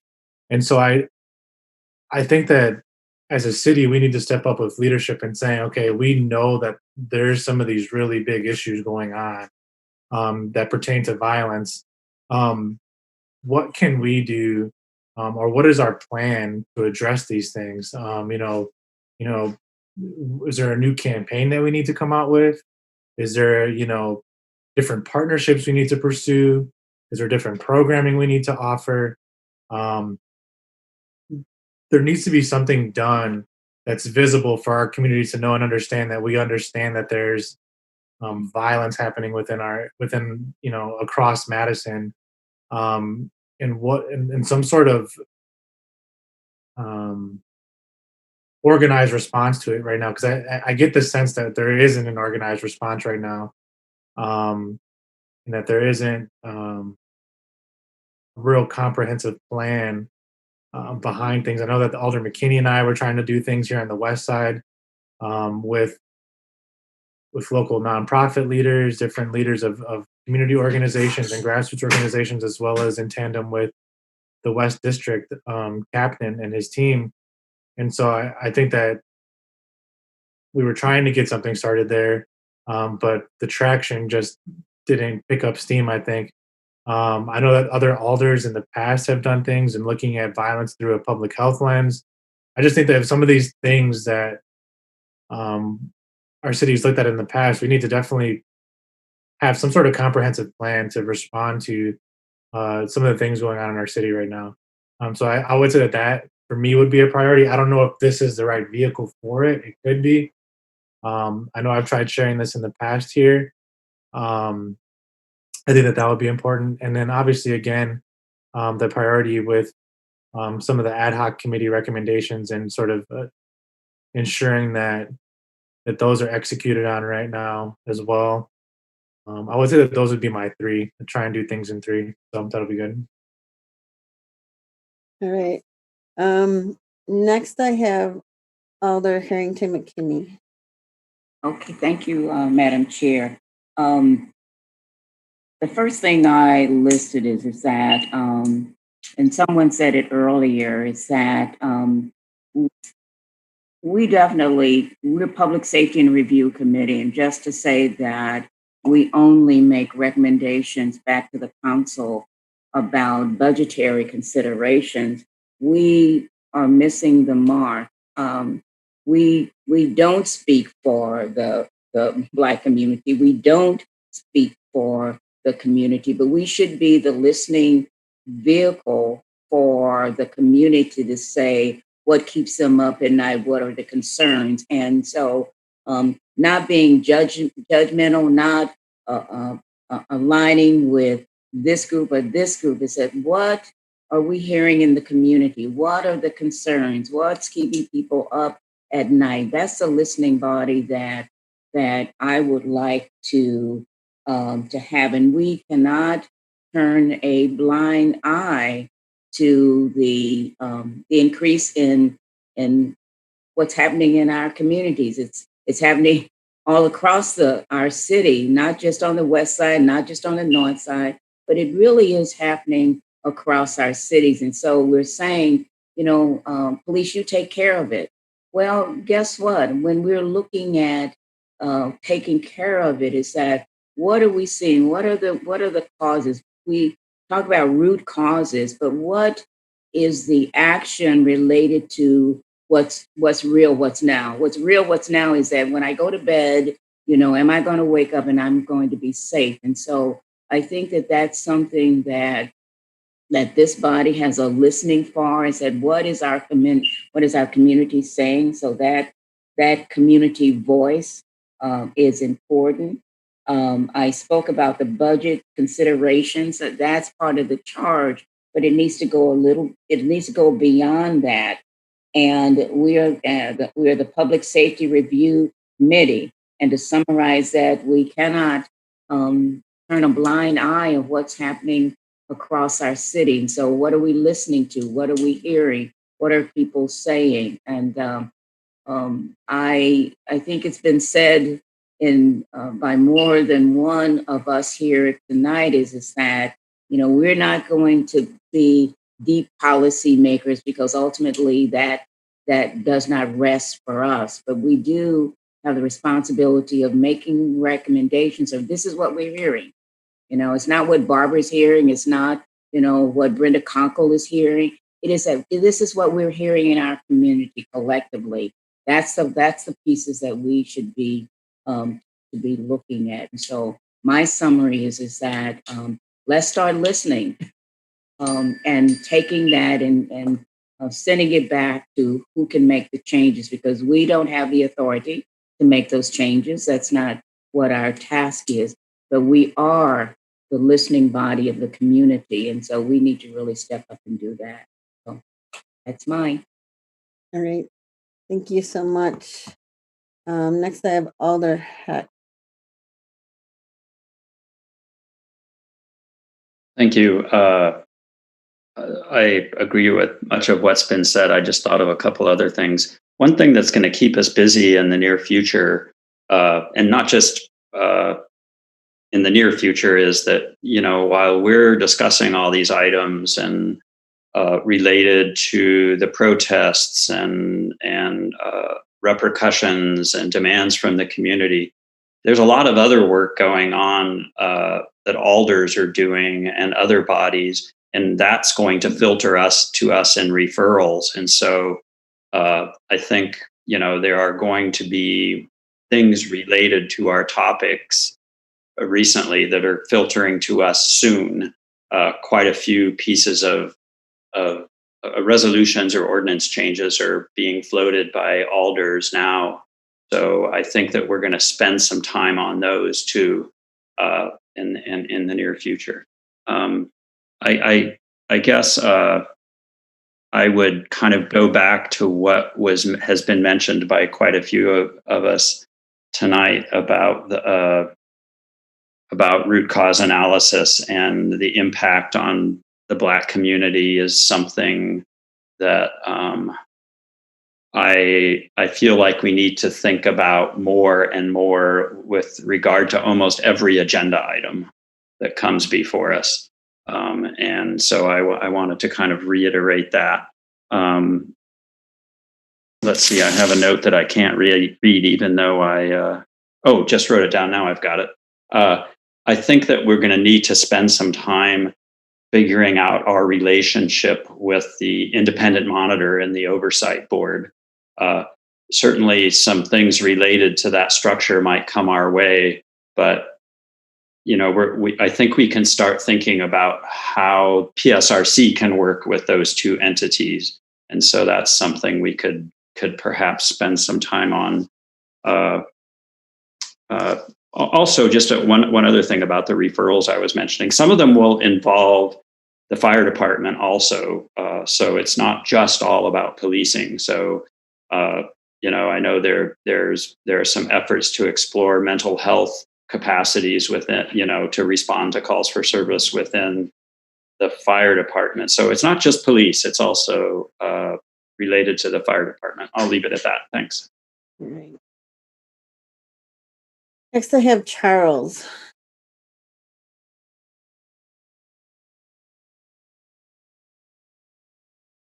So, I guess when I first came on, I was basically just thinking about the budget till we started going in depth about, what is our charge? And one of the charge at the beginning I was told was, serve as a liaison between the community and the city on public safety issues. And one thing that came to my mind was basically all about trying to restore and unify and to build trust within the community about a lot of our issues that are going on. And I guess a lot of things I look at, it's in a different spectrum because I think a lot differently, that I have to be that voice on this committee to try to I guess speak for the be that voice to speak for the Black community. And I think this a lot of discussion should center around some of the discussion points about the African American community. And I'm looking forward to even hearing about Alder Carter's engagement efforts. So basically, I'm just trying to serve and I don't want anybody to think of anything I'm saying as trying to um, pinpoint. Every time I look at the SOPs and I think about so much information is there and so much I don't even know what it is to even be an officer and actually taking that knowledge about what to do in this situation, what to do in that situation. So I do give them a lot of credit for that, and all the other entities that serve. But I must look through a different spectrum to see what we all can do to instill that trust, to instill that unity, to be able to public safety, safety of our public, and be that voice for the public to be able to make a change that we all need. Like we're talking about the spike and violence that's occurring, the things that are going on within our community. How can we get back to the point where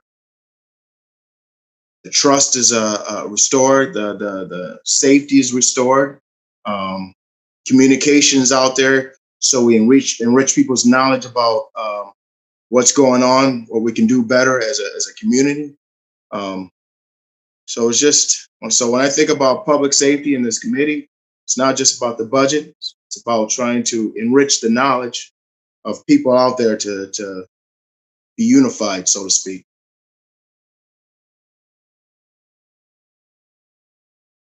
Great, thank you. Next, I have Gideon.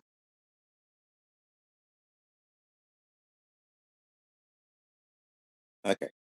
So for me, there are just two things which I've been expecting us to be able to touch on.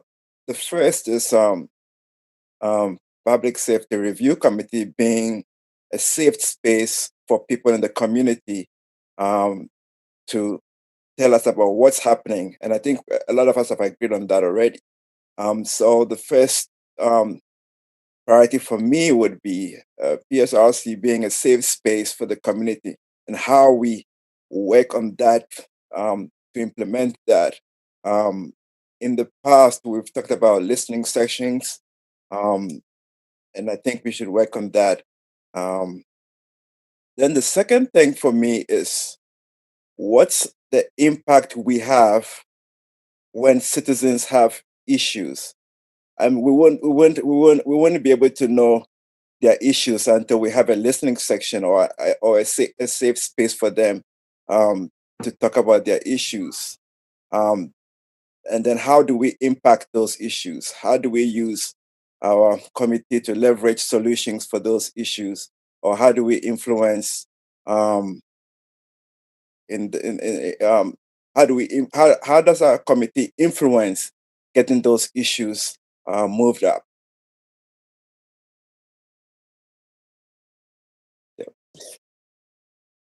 All right, thank you. Mary, you're next.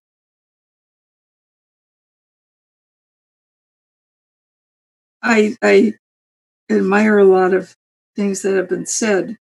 My first response was to say in the next 3 months, we have a tremendous amount of short-term work to do to get through the set of events that's kind of piling up before us in the next 3 months. One, of course, is the budget.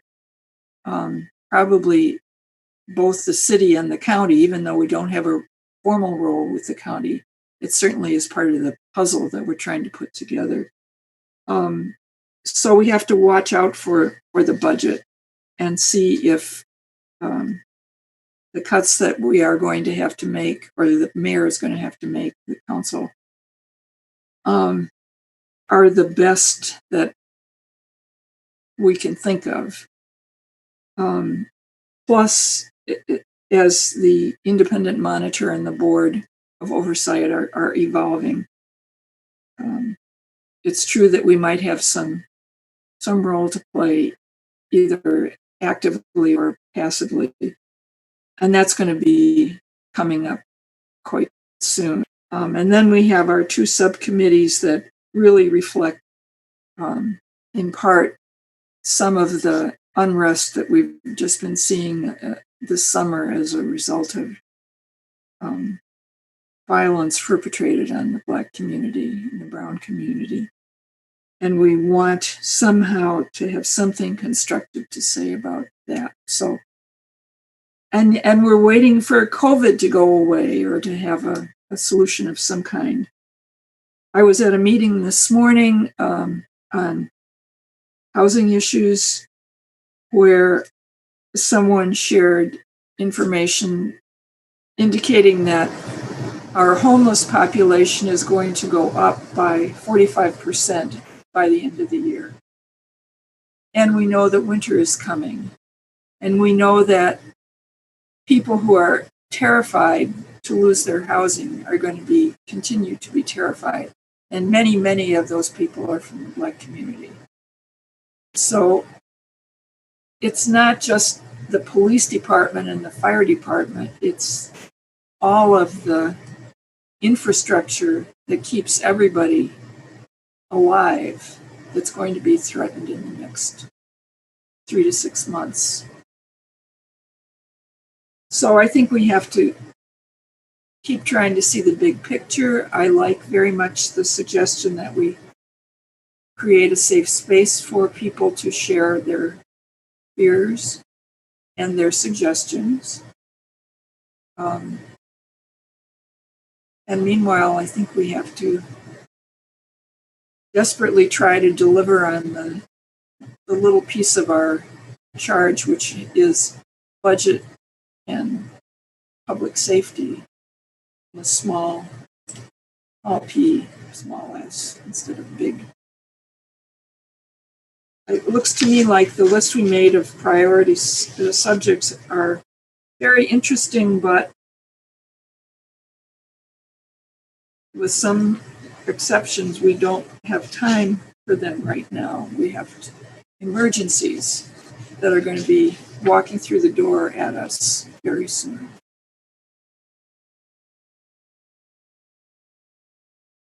All right.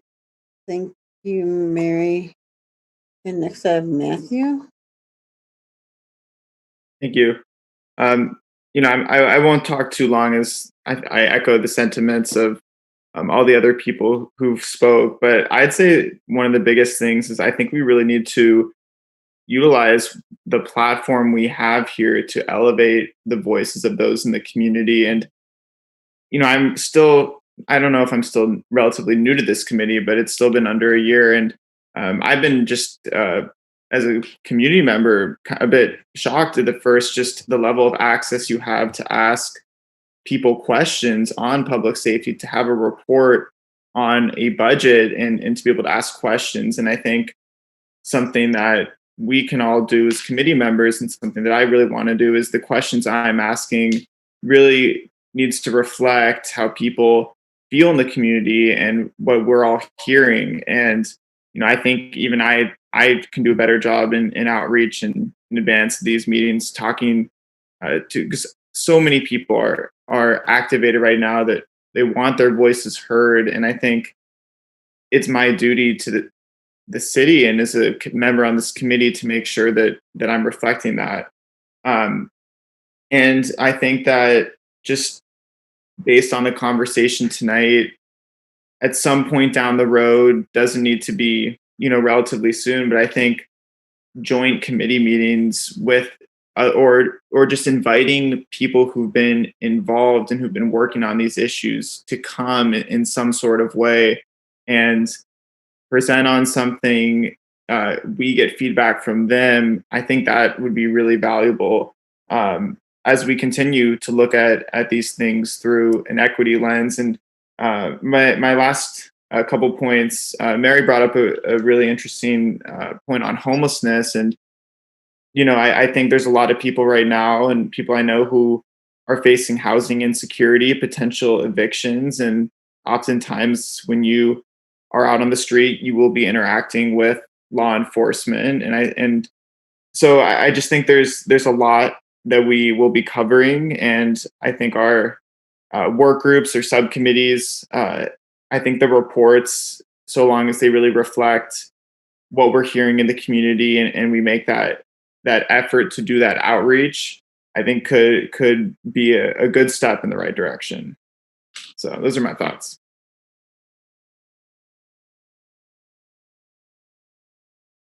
Thank you, everybody, for all of that. I'm trying to, in my mind, think about how full our plate is and how to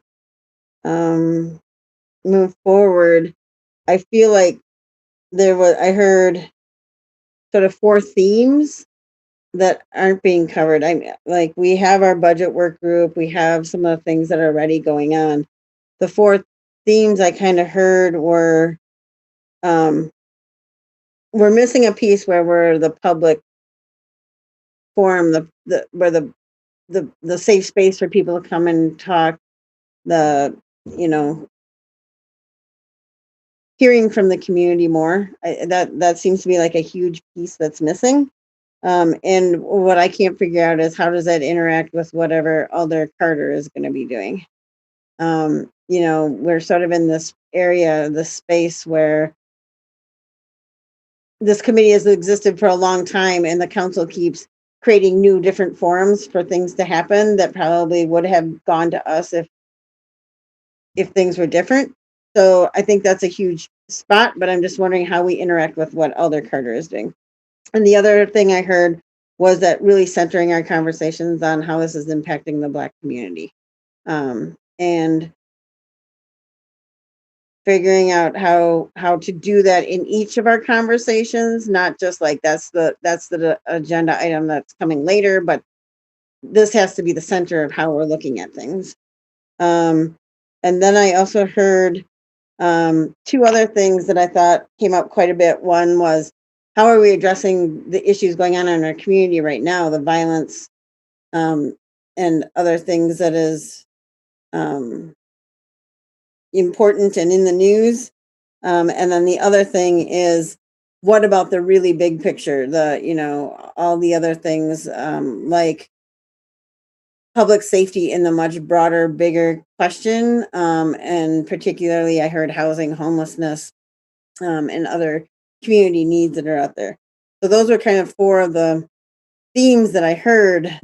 What I'm struggling with and thinking about our next few agendas is what do we do with those things? How do we continue our capacity to do those things? And I guess I'm hearing we really need to play that liaison role, but how do we do that is kind of what I'm hearing. And I have Gideon has his hand up. So I know a lot of the time we talk about the community, but what about the police? Do they want us to do anything for them? And what about fire? Do they want us to do anything for them? good point. Thank you. And should we ask Captain Winter and Price, or should we? Do you want to raise? Do you have things to contribute now? Al, I see Al's hand. Yeah. As far as I think it's a good point to see how the police are dealing with this. And that was my point of going on the ride along. I'll work on that a little bit, and maybe we can craft something with some officers and give you a little look into what might be workable. Would that be okay? Yes. Yeah, definitely. Okay.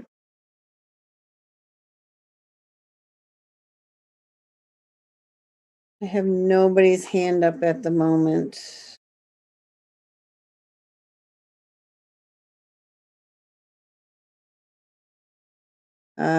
Charles.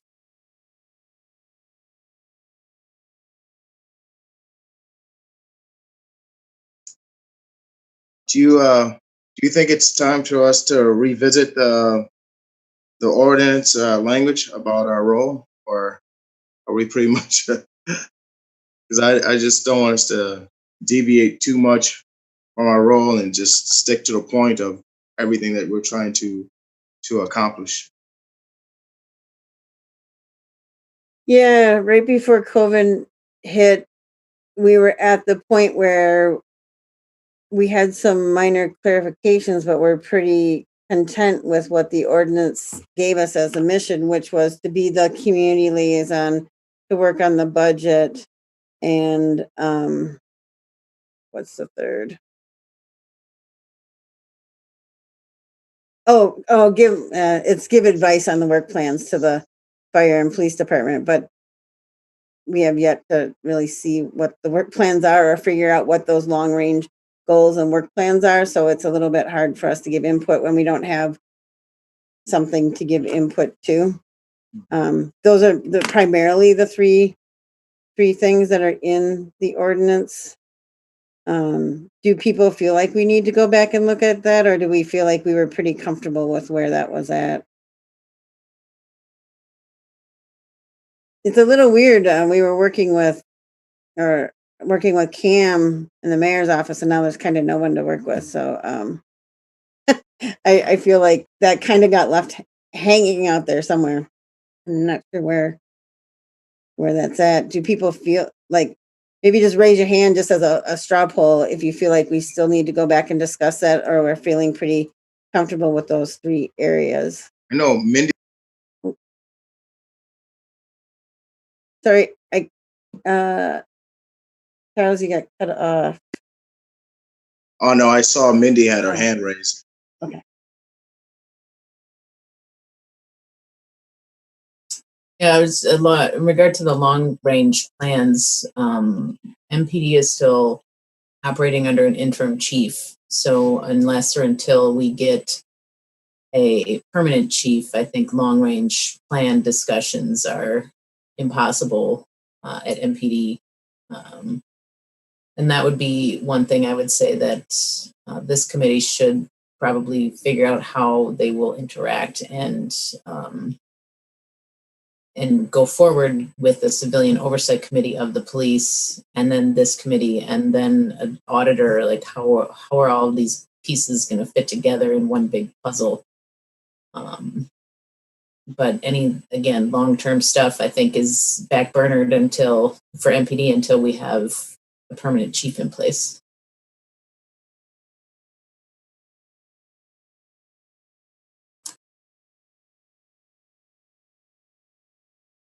Right before this meeting, I saw a letter maybe from the mayor's office asking the PSRC to figure out how they're going to make a decision quickly. Did others and others see that perhaps? Yeah. So I think they're starting to really push the process forward, but that's really a PFC process. But I do think it does remain a huge question about what role do we play with all these other committees in the future. And to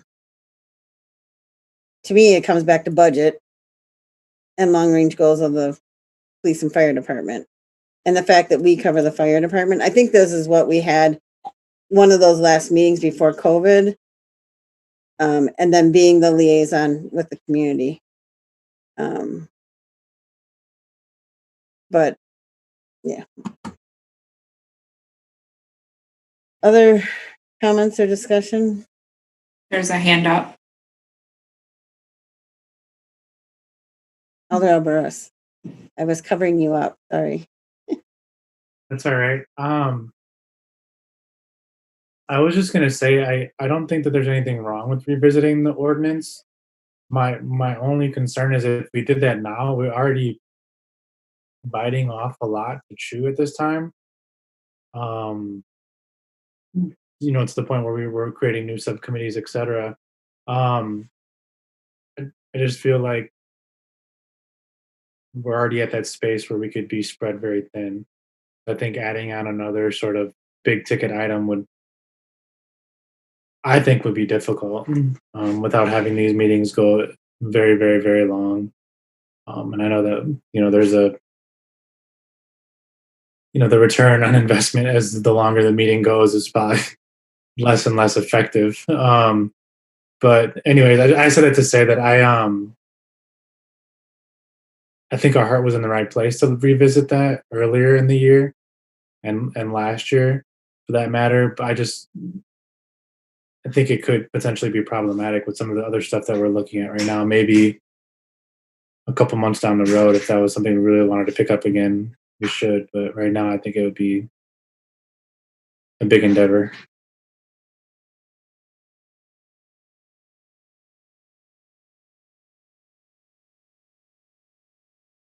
So we have this recorded and Emily's taking notes and I took some notes. So we do have a list of what everybody said were their priorities. Perhaps what we should do for the next agenda is just at least make the list and have it available to folks so we can be reminded of what people said were their priorities. And we can work on the items that we are working on and have that list as a running list of things that we may want to put on future agendas, depending upon how busy we are. But I do think that at least for the trying to figure out how to center our conversations around how things impact the Black community, I think we should maybe even put that on our agenda as a question after each agenda item or something so that it's a reminder to us to focus there. Or put it at the top of the agenda. I don't know if you've seen this before, but the county board has on the top of each of their agendas who's impacted, who's at the table, who's not being heard at this point. They have like 4 questions, and I feel like we need to develop some sort of a mechanism where we're doing the same thing with each of the issues that we are discussing. And maybe I can ask for some advice from either the Office of Equity and Inclusion or from the Racial Equity Justice Coordinator person, and see once if there's something that we could do that would assist us in doing that work, if that makes sense for folks. And we can try it and see once how it works. And if it doesn't work, it doesn't work, and we'll try something different. I mean, I guess all we can do is try, but I really feel like we need to make sure that we are making that attempt in some sort of way. Al, I see your hand up. Yeah, just respectfully, and I know you draft the agendas and things, but I think sometimes they get incredibly long, and I do my best to try and read through all the documents before the meetings. But if if you can edit them back a little bit and scale it back, I think you might find more time to accomplish things like listening sessions and things like that. That's all. It's hard to accommodate putting what everybody wants on the agenda. So that's how they get long, and I've not wanted to not to include something, so it's been hard. But I hear you very much so. So yes. Charles? I was just going to say that you mentioned something about racial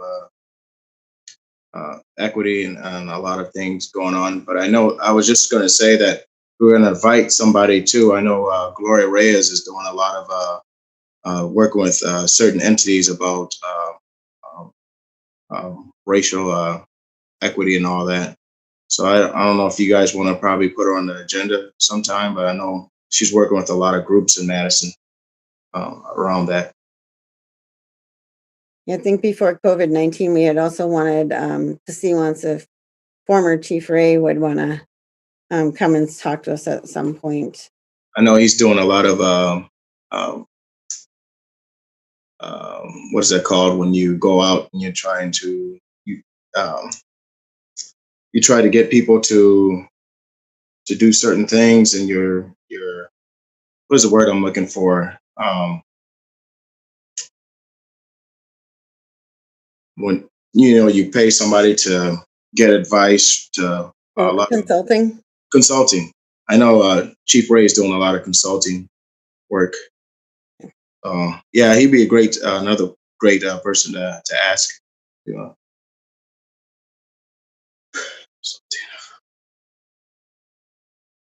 So I don't see anybody else's hands up. If it's okay, we'll move on to item number 8. And this list of priorities will come back in some form so we can at least be reminded of them and know what people's priorities were and see once if we can find room for them. But for number 8, it's just, do we have one meeting next month or 2?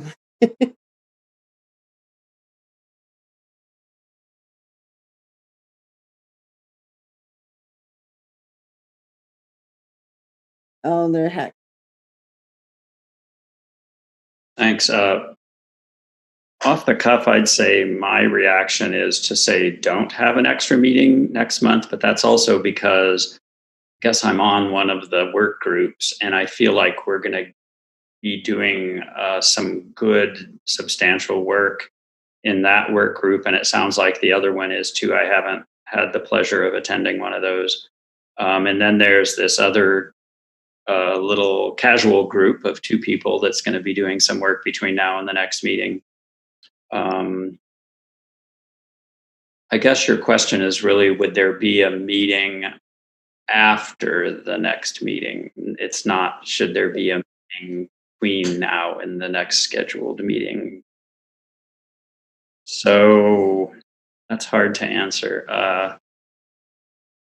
Being quite busy, I'm hesitant to commit to another meeting, but I wish there was a way we could say maybe. I don't know. I'll listen to what other people have to say. I guess a maybe option is that Emily could survey and see once if we could come up with a date. We make the next agenda. It could be very long. And if we decide at that agenda, we need to put some things to the other extra meeting that could be standing by if we need it. We could maybe do that. Depending upon what all gets referred to us from the council and how much work comes back to us for that particular meeting.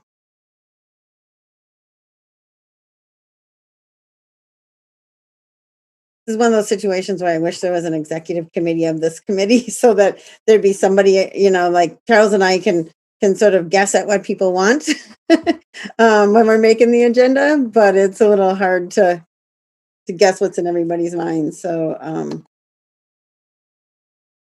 yeah. Does that sound reasonable to folks? And or give your input to me and Charles before the next agenda gets made?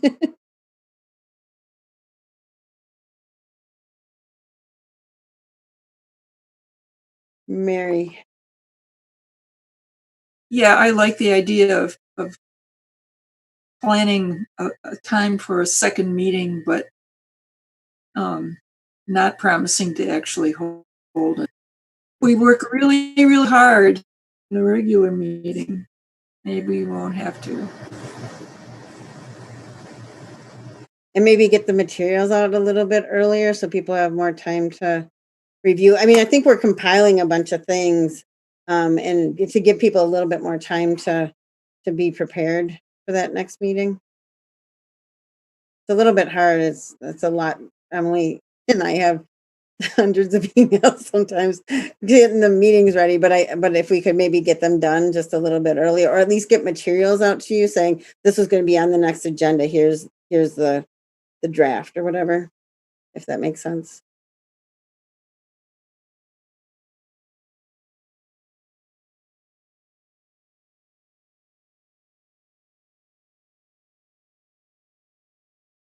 Anyone else have something to add, or should we move on to the report?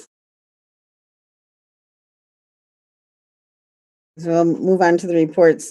First report, fire department. Art, thanks again for hanging in there with us through all of our other issues on the agenda. We very much appreciate your patience. So you need to be unmuted. Hold on. There we go. Hello. Hello. Hear me? Yes. Okay. Well, I am. This is my second day back. I was on vacation for the last couple of weeks. I got an opportunity to kind of unplug from all the stuff that's been going on. So that's been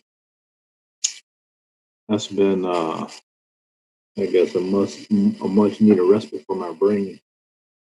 But then coming back Tuesday, going, oh my goodness, there's a thing tomorrow and the next day. Like it's like, don't they know I'm just coming back? And you wrap my head around stuff. So I sent the report in yesterday, and so I got put out there. You know, it's a standard report that we have, you know, on it that just has our breakdown of calls and also our breakdown of calls on the COVID surveillance, the most recent updated one. You know, and in that it has a it has a continuation. You know, has a from when it started what our calls have been. So, do you have any specific questions about what that surveillance response is, or any of the numbers within the report that we gave that passed on? It's basically just straight data. Or do you have any burning questions? Yeah. Are there questions from folks? Anybody have your hand up? Gideon. I'm just curious to know for 4th of July and the fireworks. Did you observe anything which you want to share?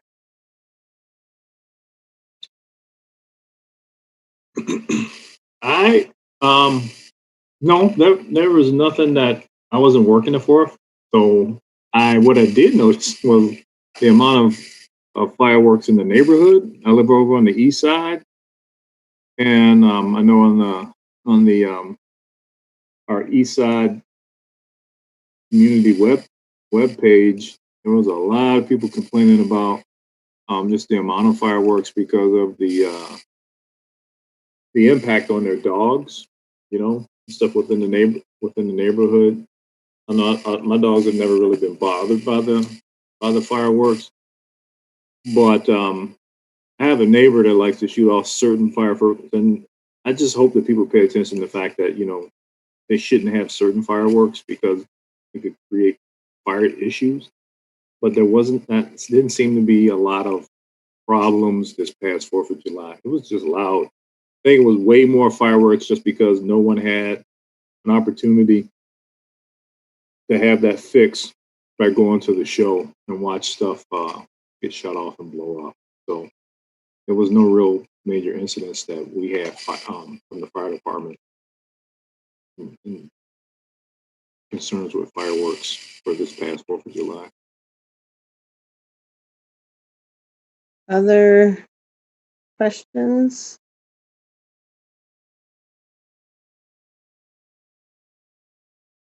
If not, welcome back from vacation.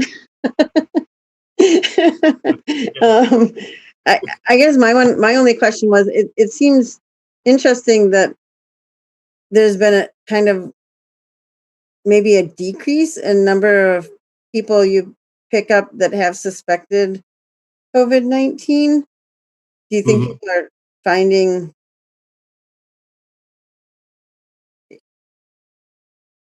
it's a little bit hard to tell, the numbers are up and down, but it seems like in the beginning there was a lot more and now there's maybe less. Right. I think part of that is as we go through this is education. So they're not necessarily calling 911 for their symptoms and things of that, you know. So the messages that have gone out for them to call their provider and call, the different processes, and they're probably doing the video appointments and talking through those initial issues, and trying to figure out how best to take care of themselves. So those have gone down.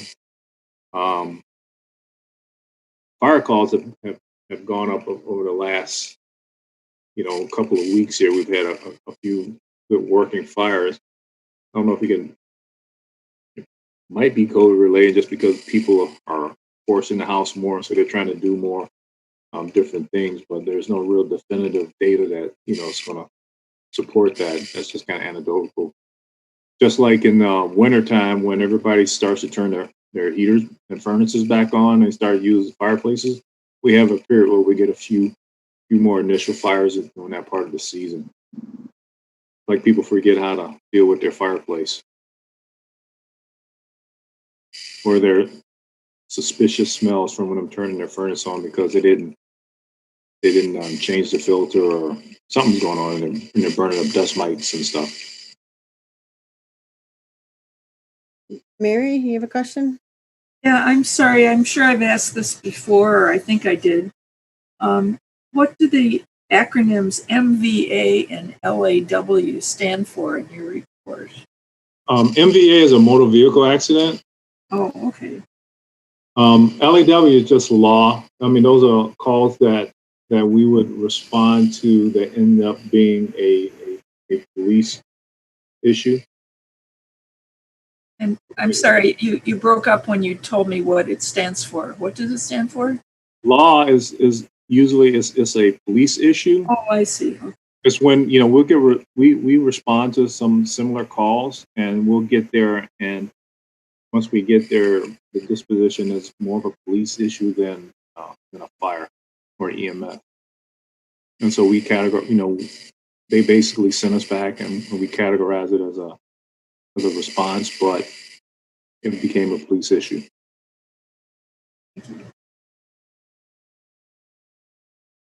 Other questions for Art? I see none at the moment. So thanks for being with us, and sorry you had to wait so long. Yeah. Captain Winters.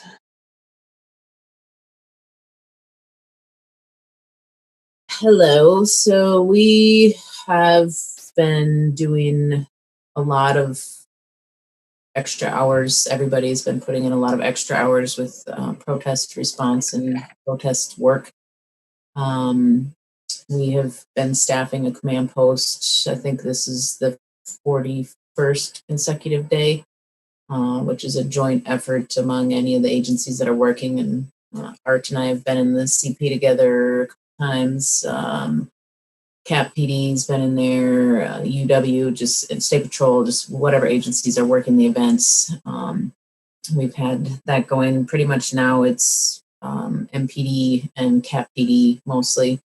And kind of shifting our focus from 2 operational periods down to 1, based on whatever intel we know for the coming day, or a few days into the future.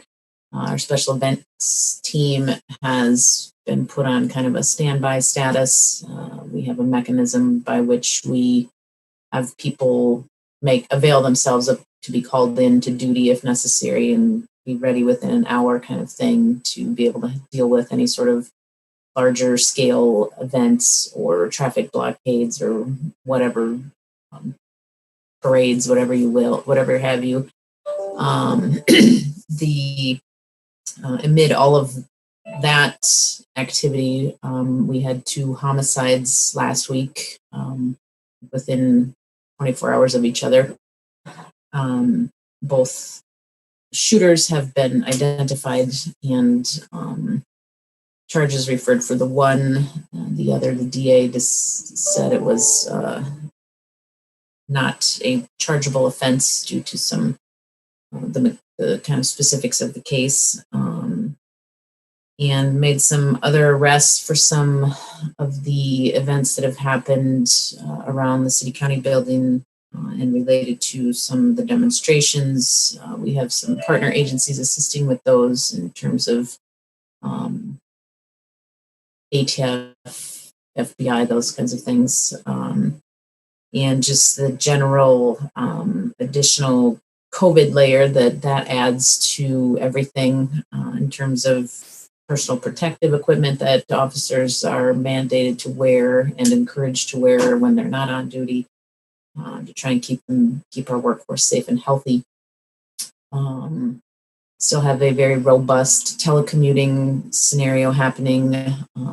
Some people may know that the city was trying to reopen to the public as of Monday, but the spike in COVID numbers has halted that plan a little bit overall, not just for the police, but just in general. So still in very tenuous times in 2020. Just keeps giving us challenges that we have to adapt to and try to overcome to continue to do what needs to be done to serve our communities and do our jobs as city employees. There's been no promotions that I can think of since our last meeting, and with the budget scenario this year different than it has been in previous years. We are kind of in a holding pattern on that to see where the chips will fall, if you will, as we go forward with the mayor's budget mandates. So a lot of work will be done later this year, obviously, kind of seeing where all these things play out.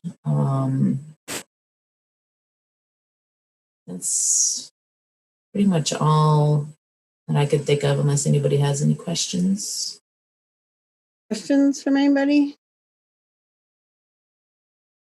Patrick?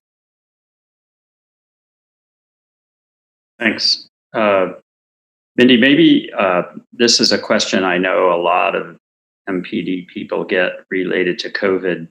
And I thought it might be good for you to reiterate the answer. We have now an upcoming mask requirement in indoor spaces, and then we have all the various restrictions on the size of gatherings inside and outside.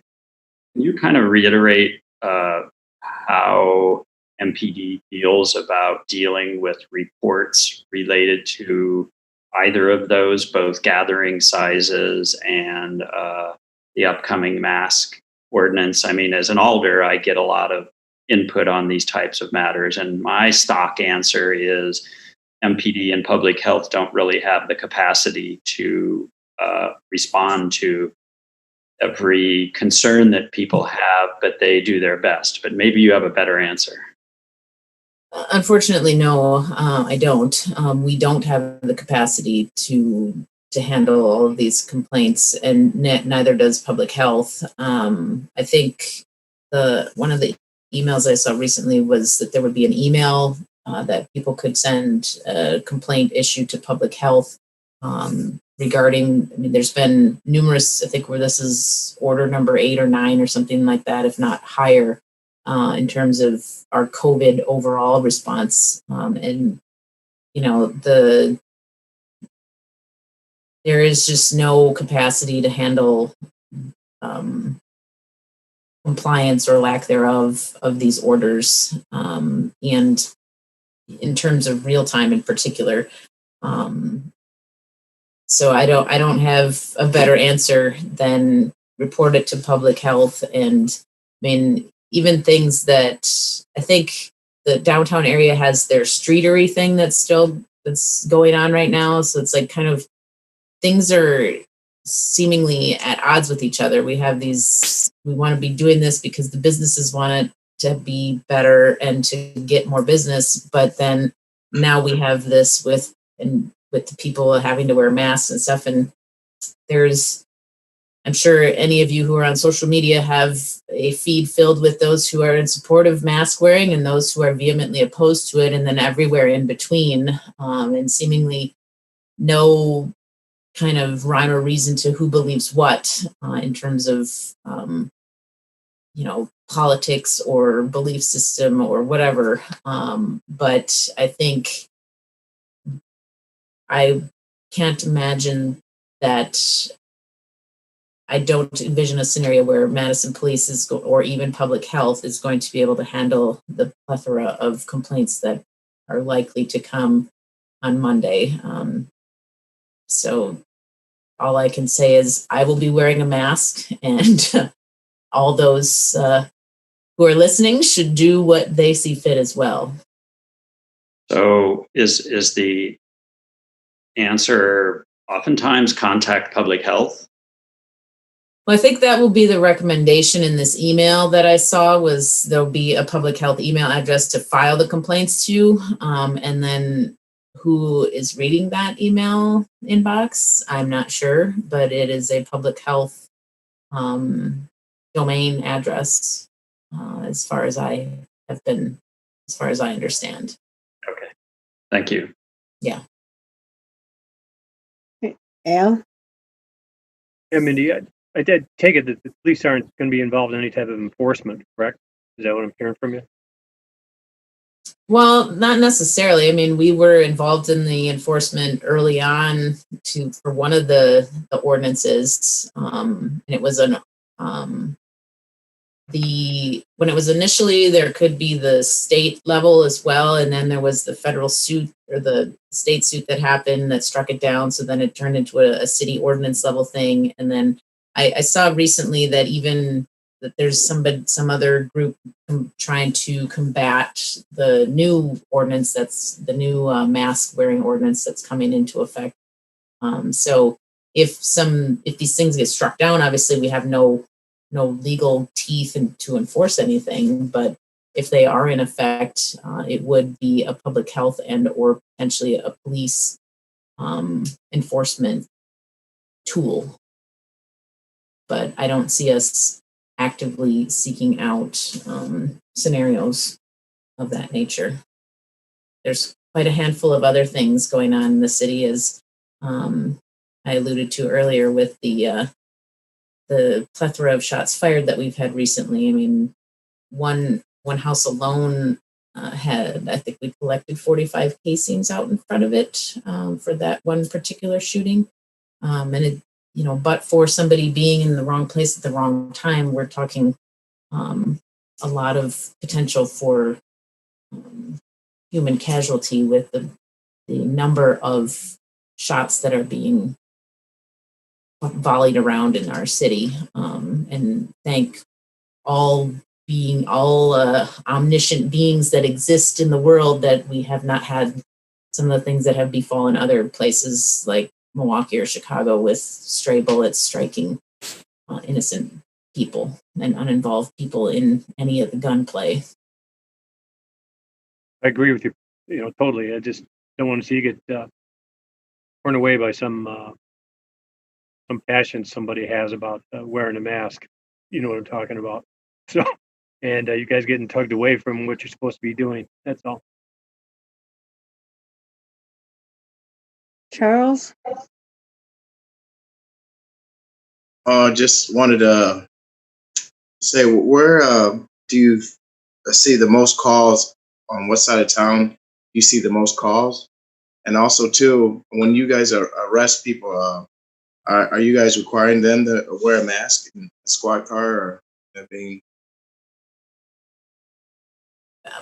I guess to your second point, if people, we have given officers masks that they can provide to arrestees or transported people for whatever reason, like if they're going to detox or a hospital or something, if they are exhibiting any sort of COVID-like symptoms, or they self-admit that they have COVID, they're symptomatic for COVID like symptoms. I don't know how great of a stash of masks we have for people left any longer. This has been what are we at, 3 or 4 months of this now, and stash, like supplies, have been hard to come by. So we do have some capacity to provide these masks to people. All of our officers have been outfitted with a half-face respirator, which is like basically a mask that goes over kind of your nose and your mouth that has 2 filters on it, and it has straps that go around the back of your head. So each officer has one of those. And they have been also provided a supply of what are called N95 masks. They're kind of a cloth filtered mask that you wear on your face. But those are the half-face respirators we can wear multiple days in a row because of the filters. But the other masks, they have a limited lifespan, and we're working with the fire department actually to try and sanitize those for reusing them. But again, they're a disposable item and they don't last forever. And then the kind of subject masks, if you will, those are like a one and done type thing. So once somebody wears those and is taken to a hospital or a jail or whatever, then those masks are disposed of. But officers are also encouraged to wear eye protection. But of course, any of you who wear glasses and wear masks know that when you wear a mask with glasses, the glasses fog up very easily. So it's been very difficult trying to figure out a way to anti-fog those to prevent, like, so that people They do can have see. spray nowadays. I wear them at my job, and actually do have sprays that anti-fog up sprays now. Yeah, and I've heard Dawn dish soap. If you wash it in Dawn dish soap, that seems to be effective as well. But everything, it's hot also, so it's hard to keep these things. And the extreme temperatures are going to affect it. And as we get into wintertime too, if this progresses through that, which likely it will, because that's when people mostly get sick, is in the wintertime. It'll be another challenge there. But to your first question, where are we having the most calls for service, you asked? Yeah, what side of town? And I think it varies daily. It varies by time of day where calls for service are happening. And they're all kind of, one day there'll be a spike in one area, and one day the next district will be a larger spike. I couldn't say that any one area is more popular in terms of calls for service than any other, although on a map, generally the downtown area, if you like do a heat map or whatever of how many calls in general area, downtown's going to show more because it's a smaller area. So we're talking this much of an area on a map has 15 calls for service versus the West District that's this big has 15 calls. It's going to be more spread out. So geographically, I just realized that those couple of homicides I live on the north side of Madison. I have a house over here, and I noticed that a couple of those homicides were on the north side over here. So I was just wondering. Yep. The North District did have both homicides. I think East Bluff was the one, and the Red Roof, whatever street that's on. That was, they both happened to be in the North District. I don't know of any particular geography that led it to be there versus elsewhere. I mean, thankfully we have so few homicides in Madison that, there's not really a homicide hotspot, if you will, thankfully. All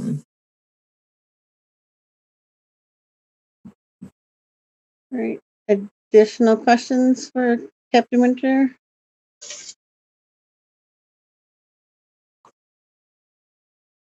I do not see any at the moment. So then the last item, Alder reports. Are there any reports the Alders would like to make to us? I see some no's. I see no hands raised. Charles, I don't have anything further to report. Charles, do you have anything? No.